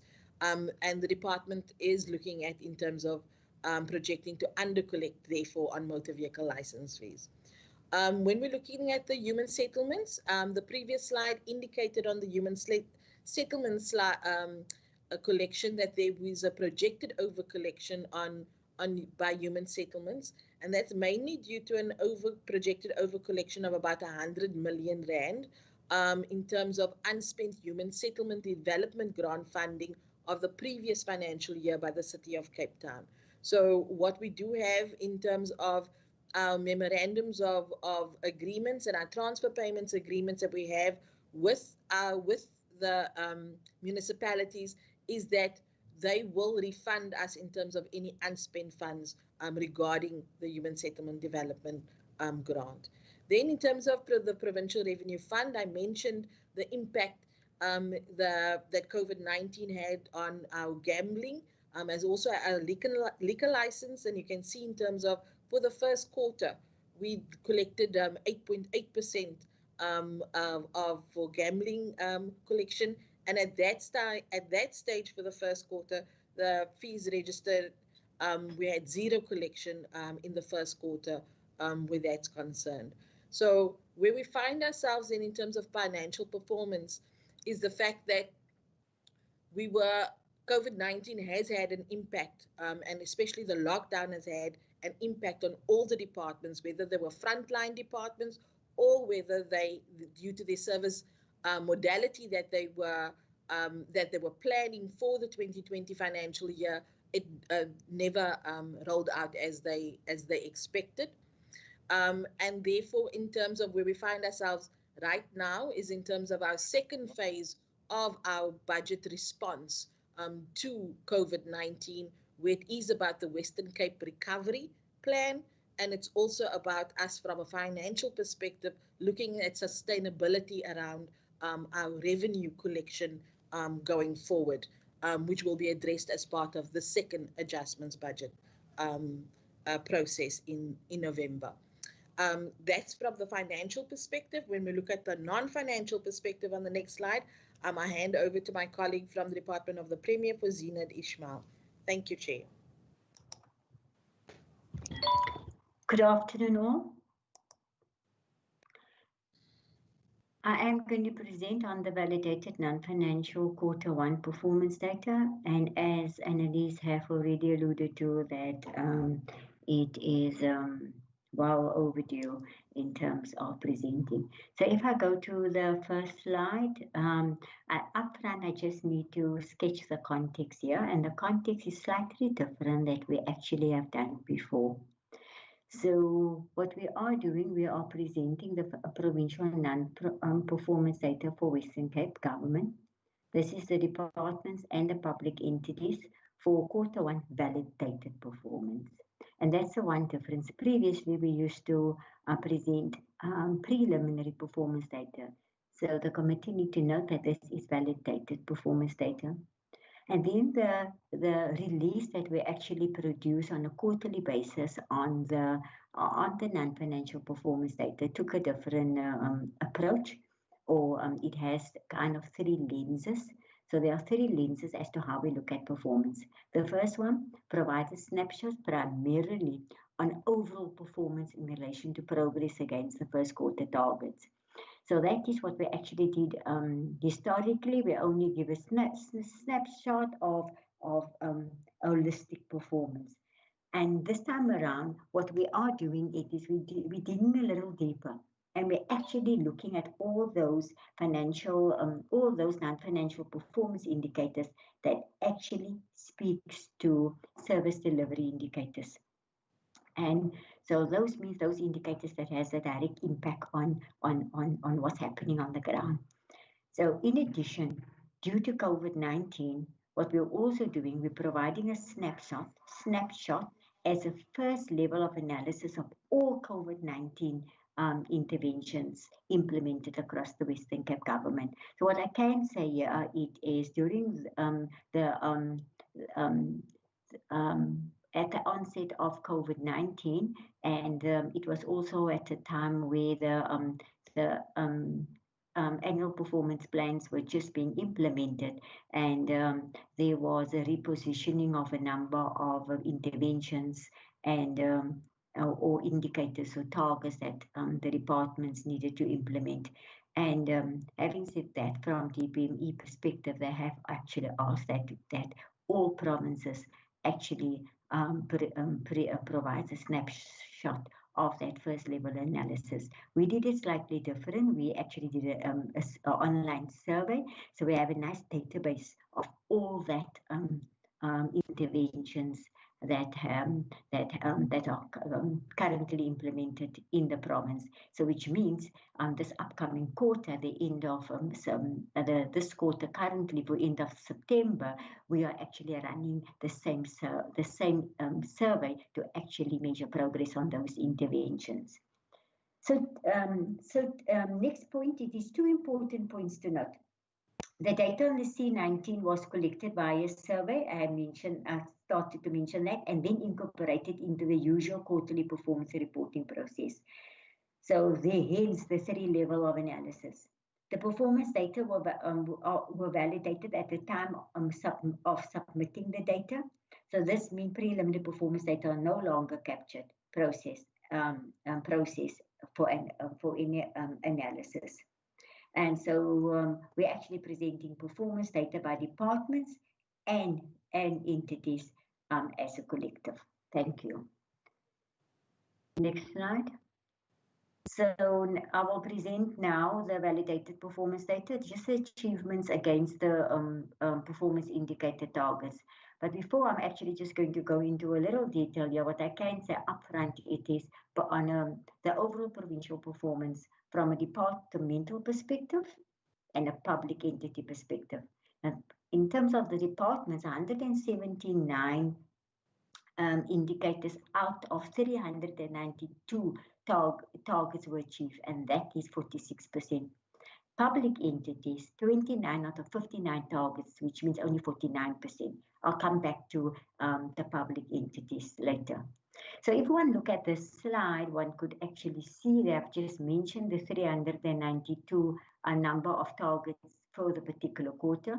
The number achieved only 79, number partially achieved 74, and number not achieved 139. So if one look at it in terms of percentage, then one can see 46% of the targets achieved, 19% of the targets partially achieved, and 35% of the targets not achieved. So one can actually pick up it is quite lower than when we normally present to the committee, even if one compare quarter-on-quarter performance.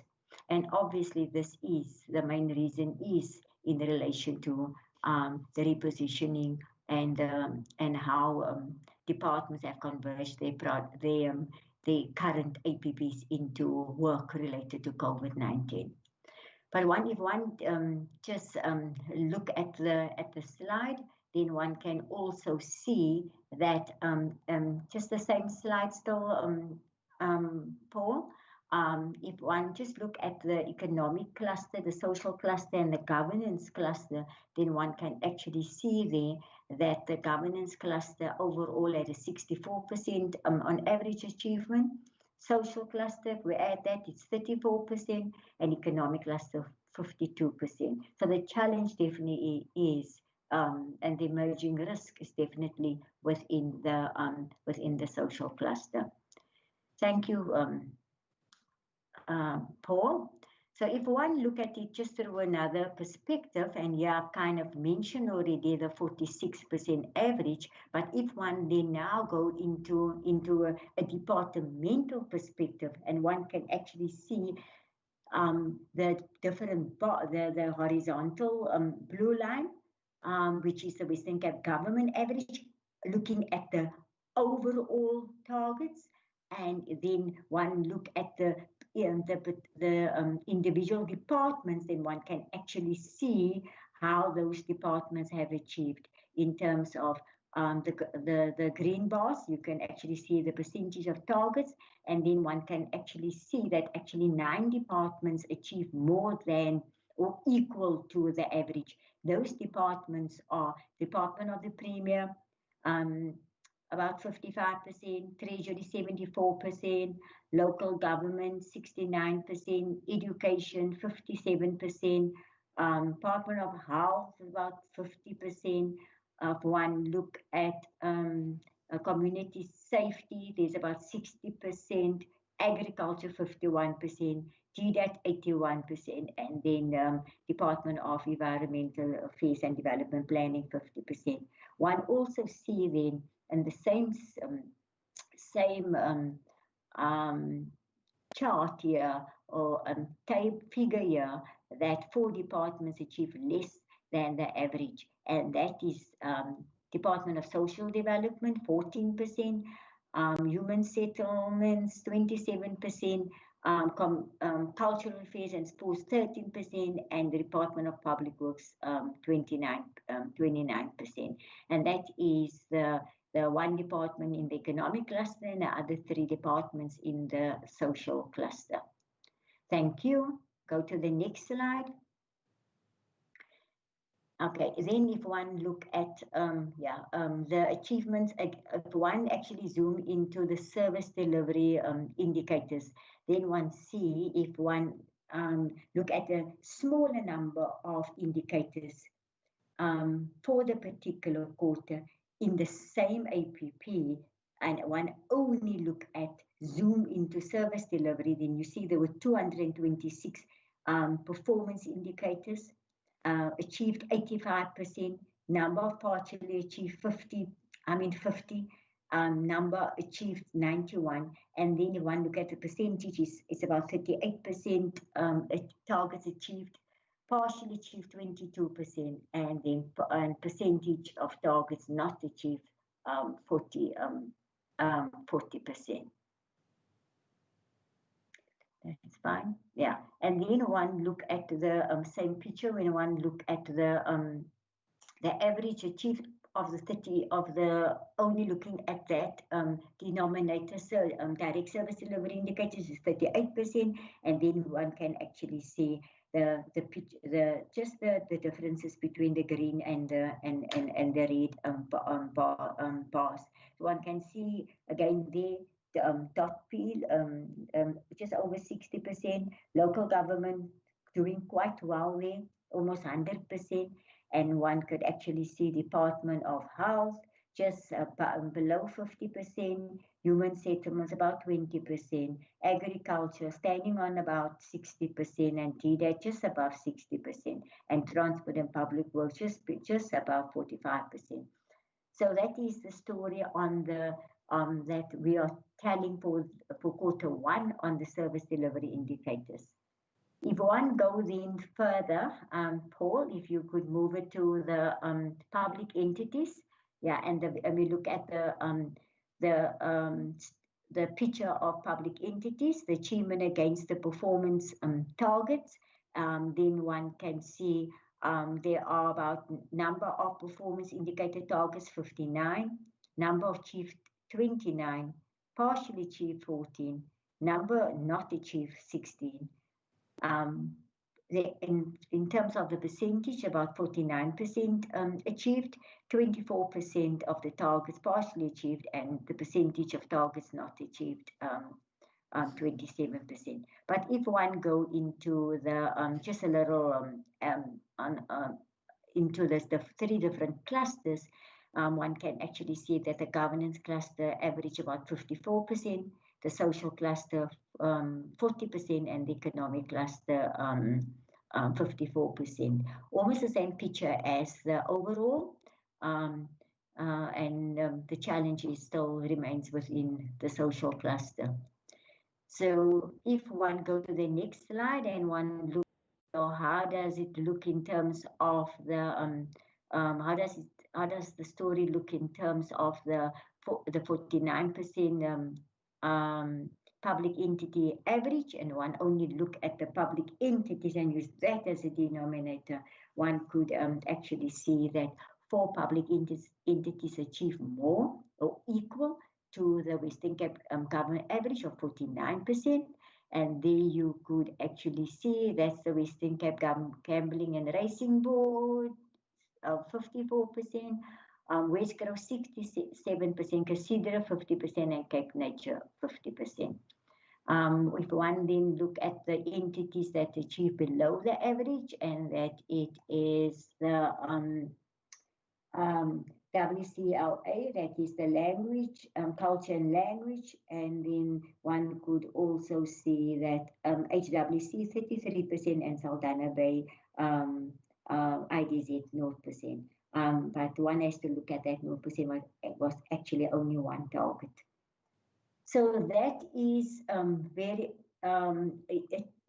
if one look at the achievement against the direct service delivery indicator targets for the public entities, there's about 24, and one could see number achieved 9, partially achieved 7, number achieved 8, and the percentage of targets achieved 38%, partially achieved 29%, and then the percentage not achieved 33%. So I'm not going into the detail. I've kind of given a picture of the Western Cape Legal Authority, Western Cape Heritage, and so forth. And that is the similar story in terms of the average. I've mentioned that already. Thank you. So the third lens. So if one look at the results of the survey, so what we have done, and what is the data that we collected from the departments. So this is very much departmental data that we received from the departments, and there was about 85 interventions. So the majority of the interventions can be summarized across key themes, and those schemes we actually aligned it to also to the COVID-19 to some extent. Those interventions that looked at economic recovery were about 39. There were 40 interventions across government departments that dealt with slowing of the spread. There were about 20 interventions at the time that dealt with communication. Human and relief and food security were about 18, and civil compliance about 7, testing and treatment 8, and quarantine and isolation about 10. Now this was as at the 30th of June. As we stand now, that picture could also have changed, but noting some of those interventions were actually carried through Q1 and Q2. So the key focus areas are, if one look at what are the focus areas within those thematic areas, so what did the departments focus on? The key focus areas are procurement and distribution of masks, compliance and enforcement opportunities. A number of interventions dealt with business compliance, humanitarian efforts, communications, and then quarantine and isolation. And when one look at those, at the data, and one actually asks yourself, so what were the common denominators that one could identify across all those interventions? What did it speak to? And the data told us that it speaks to distribution of food parcels, procurement and management of personal protective equipment, training and awareness of COVID-19 preventions, compliance initiatives, workplace readiness, testing and treatment information share, and economic support initiatives. Then we also ask a question, so what is the geographical impact or spread of those interventions? Only 18% of the 86 interventions could be linked to a specific geographical impact areas across the Western Cape. And they were primarily within the city of the Cape Town and in the West Coast District. Thank you. And if one actually just put it into into a picture or just in a diagram format, then one can see that the survey confirmed a total of 86 interventions that were implemented across the Western Cape government by both departments and public entities. And it could be, in terms of the number of interventions per department, it could be summarized as follows. So 4 of these interventions were fully implemented, and the remainder 82 will be implemented throughout the 2021. So it means that some of those interventions had a cutoff, and most of those interventions have actually been carried through. So it would be interesting to see what the findings will be of the next survey that we are currently running together with this round of quarterly performance, and one actually then start to look at the quarter-on-quarter analysis. So interesting to note is that the number of interventions per institution, .P there were about 4, PT there were about 3, about 10, docs 3, education about 8, and you could see DSD 2, human settlement 1, and one could actually go and go through that, and actually even this one slide actually also shows you both from a departmental and a public entity perspective. Thank you. And what I can also say, just in summary, if one actually look at the reasons why normally the departments give summary notes on each quarter in terms of reasons why the performance were not as planned. And we then look at all the commentary that the departments give, because they capture it into the Eqpr system. And we do an analysis of that data, of those commentary. Then we classify those commentary. So it's a lot of qualitative information that they give us. And then we actually just do a thematic analysis of that qualitative information. And those themes that came through it is indicators that demand driven. They were due to extended leave of in some cases, COVID-19 restrictions, dependent on stakeholders, contractual completion and fluctuations, use of complex language, adoption of the 10-point plan, red tape, late awards of tenders by National Treasury, strict time frames, and legal dispute with AXA. And then of the departments that actually had a number of those reasons why they were challenged by performance. It is example community safety that had more than one of those reasons, stretching from COVID to dependent on stakeholders, to late awards of tenders, to strict time frames. And then the health, the same. Those two departments had a number of reasons, and not actually one particular reason. And the same could be said in terms of the public entities. If the one of the gambling and racing board had more than one of those themes coming through, and so Casino also. And that is just to summarize, just to give a summary or a synopsis of reasons of why performance weren't as good as it should be. Thank you. Thank you, Ms. Ishmael. I'm going to take questions and answers on the presentation now. If I could just see hands, and if our procedural officer can just assist me with if any hands are online. Going once, going twice. Okay, I see no hands. Oh, there's one hand, Honorable Nkondlo. Thank you, Chairperson, and thank you for the presentation.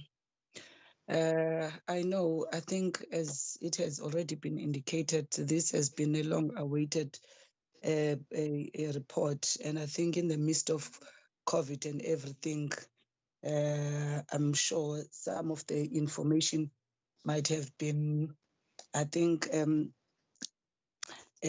sort of been left by many of other events and having to catch up.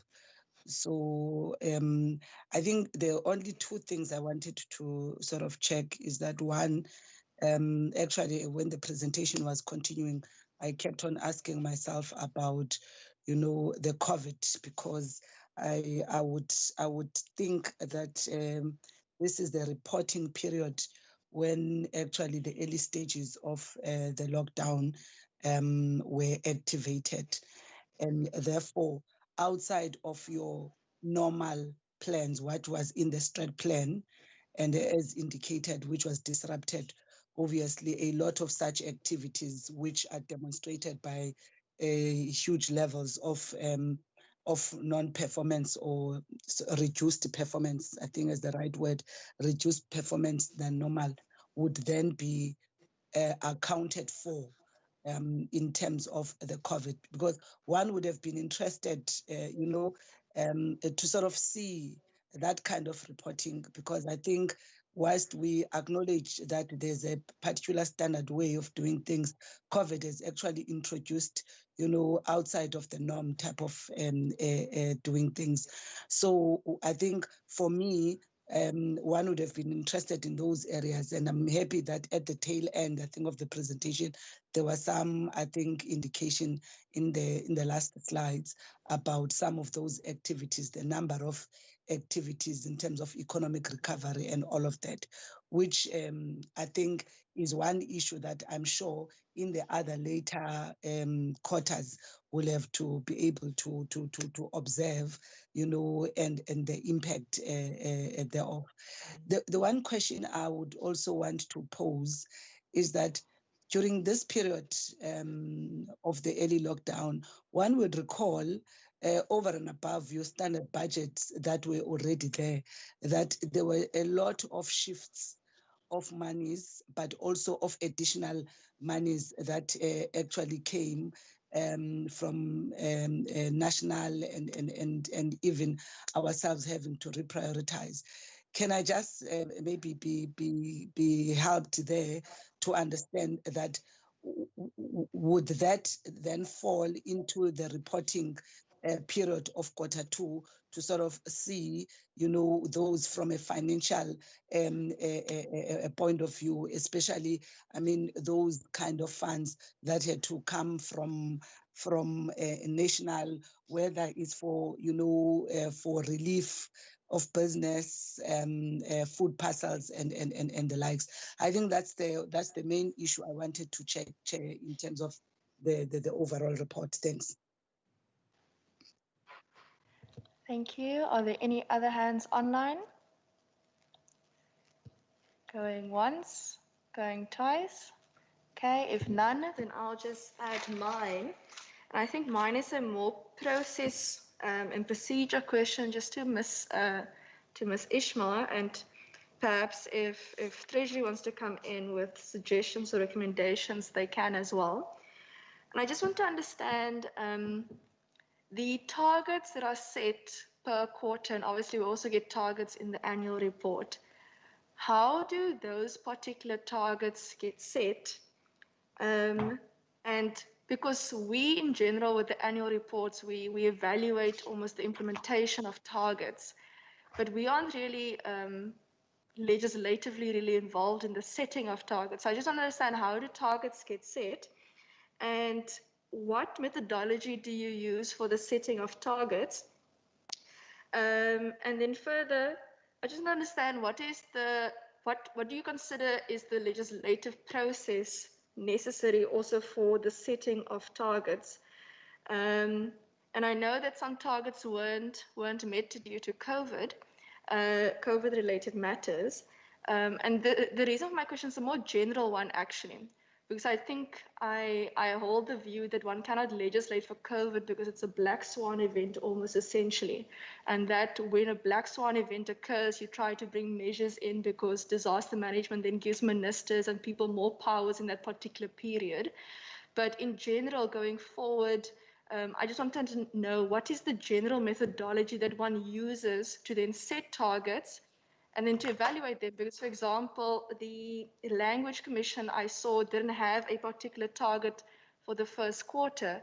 So it's just to understand why certain targets are for certain quarters and how those are how you get to those mathematically, or if you use actuarial sciences or so on. Thank you so much. HOD. Thank you, Chair. I think Honourable Nkondlo and yourself picked up the significant disruption in the quarter under review here, and just to note that, of course, that we're looking at a snapshot at the end of the quarter where the full lockdown was not yet over, and we went into a period of easing thereafter. So there was significant disruption. There were a range of other, as you say, black swan related activities that were underway. So I think that we'll start to get a better picture with the second quarter the second quarter results.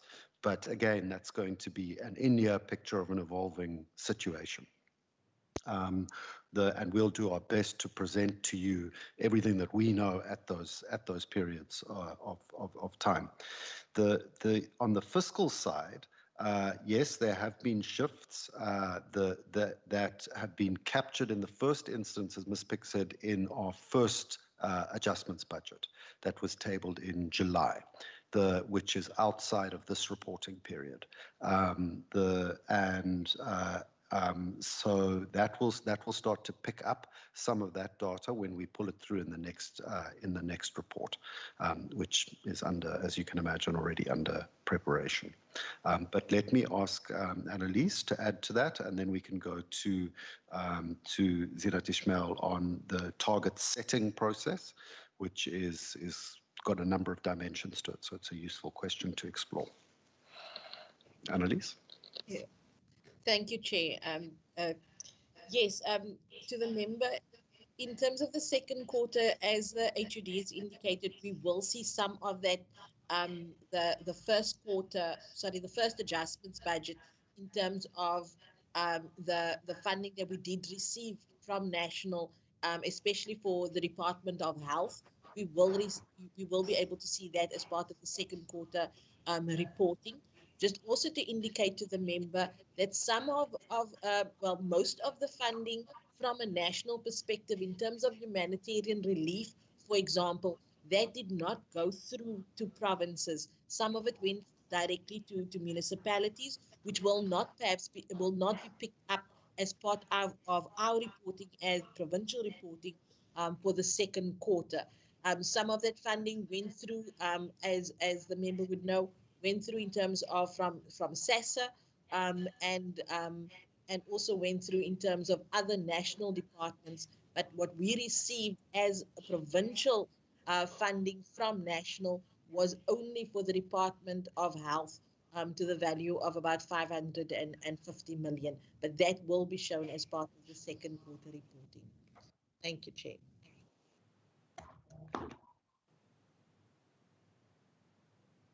Ms. Ismail? Yes, thank you. I will respond to the question on the targets, and I will respond to it from three different perspectives. Firstly, from a departmental perspective and looking at the APP in its entirety, and then one look at the target setting from a legislative perspective, mandate perspective, and there are budget programs and so forth where budget is actually allocated to. And then one could actually, so that target setting is also outlined in the framework for strategic plan and annual performance plans. But that is not the alpha and omega. When one look at the planning, the government planning cycle, and one look at example where we are now, and one look at moving forward, and we're starting to plan for the next annual performance plan, and last year this time we actually looked at the 5-year strategic plan. Then there is normally a theory of change process. So if I mention theory of change, there's normally is an approach that can be complicated, or it can be quite simplistic. But it is an approach that actually takes the approach from what is the outcomes that what is actually the impact, or one of the impacts of the departments that they actually set for themselves, and what is the outcomes that they want to achieve in relation to that impact, and what is then the on an output level, what is the output that the departments want to achieve. Now the performance targets is normally on an output level. But also, that doesn't just mean it is input. That output in itself can have different dimensions. And it can, there's a range of typology of indicators. It can be sector specific, as which is normally prescribed by DPME.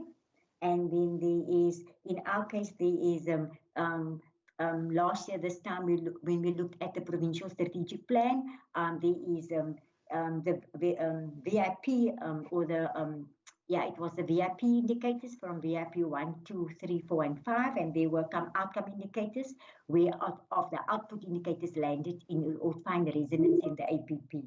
And then also very important, there are very important strategic frameworks in that each and every province need to actually make sure that it's being institutionalized in a particular province, such as the framework for women, children, and disability. And you'll see some of the target setting are starting to look at those vulnerable groups.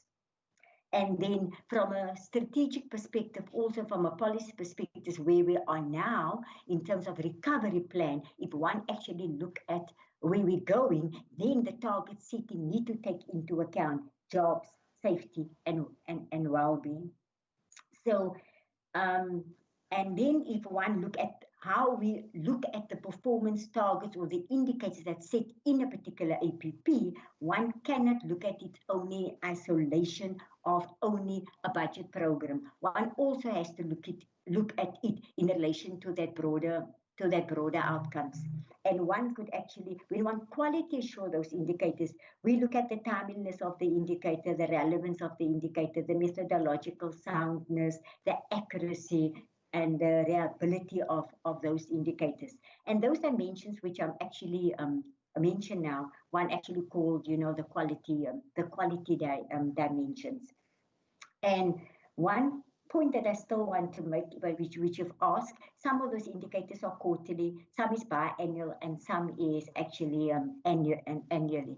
And the methodology can be of such way, some of the 4 quarters add up to an annual, sometimes it's just 1 annual, and sometimes there are 2 biannuals which actually add up to an annual, and so there can be completely different variations.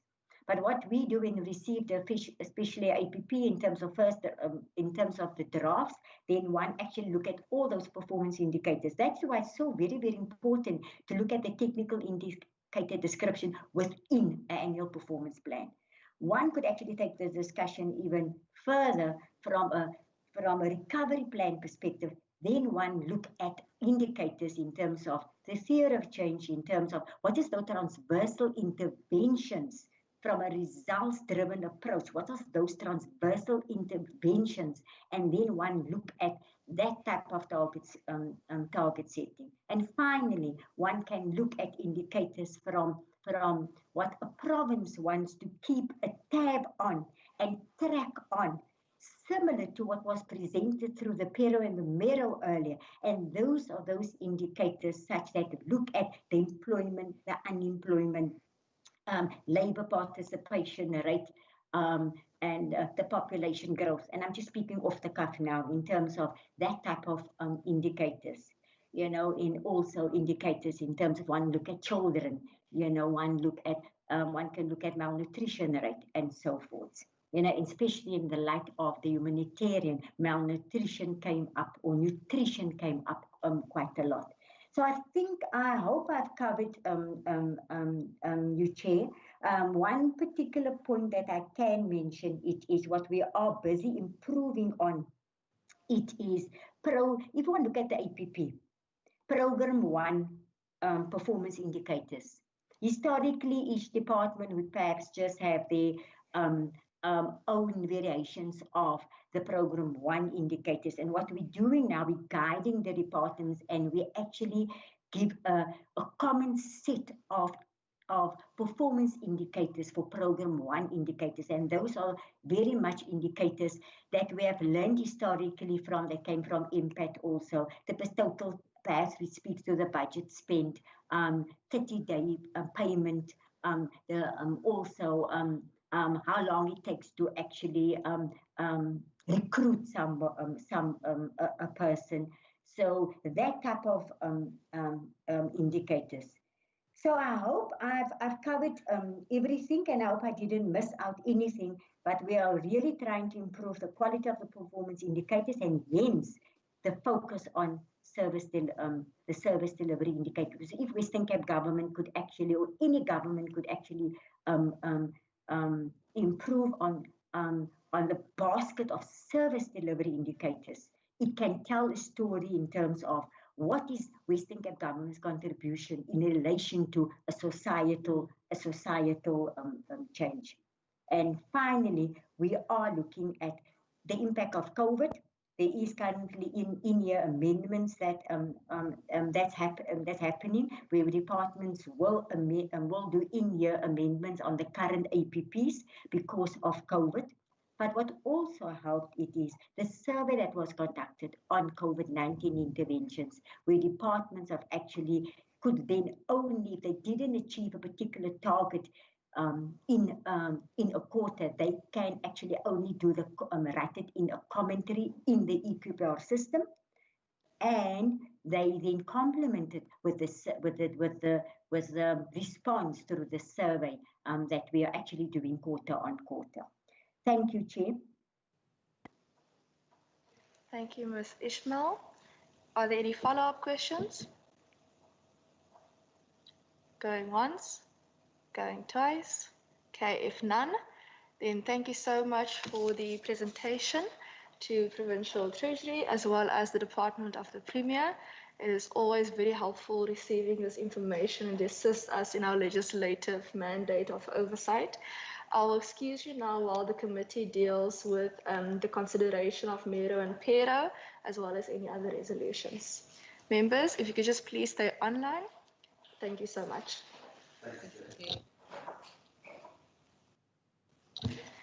Okay. Colleagues, we now firstly move to the consideration of MERO and PERO. Similar to last year, the MERO and PERO is essentially tabled at Parliament. We then have a discussion, and it is not required of us to have any further legislative procedures on this. So that is what the resolution refers to. Colleagues, if I could receive indications regarding views.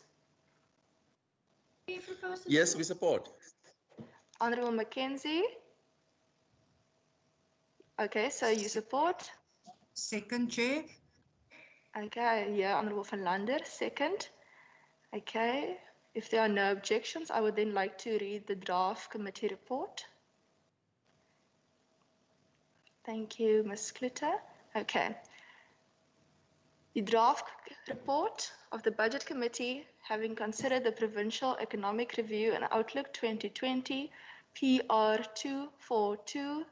242-2020, and the Municipal Economic Review and Outlook 2020, PR 360-2020, dated 20 October 2020 as follows.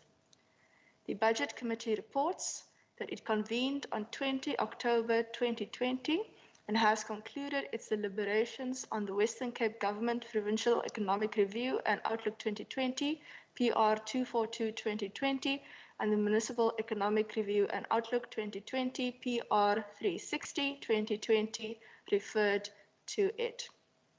Members, is the draft report in order? Are you happy with the wording? Going once, going twice. Members, if there are no objections, I'm going to assume that you are in order with the wording of the committee report then.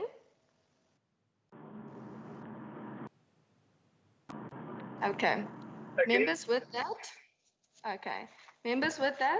then that is then the wording of the committee report. Thank you so much. Are there any other resolutions, members? No other resolutions, Chair. Okay, wonderful. Members, with that, this is now the adjournment of the Budget Committee. Thank you so much for staying online this afternoon. Thank you so much. Have a wonderful evening. Appreciate it. You too. Bye. The rest of the agenda, there is minutes and a quarterly. I'm not sure if the members want to. Apologies, I don't have my laptop with me. Is it possible for us to stand the minutes and the quarterly over to the next meeting, members? In your hands, Chair. If you want to finish it, we can finish it. Yeah, it's up to you. Perfect. Thank you so much. The minutes and the quarterly report will then stand over to the next meeting.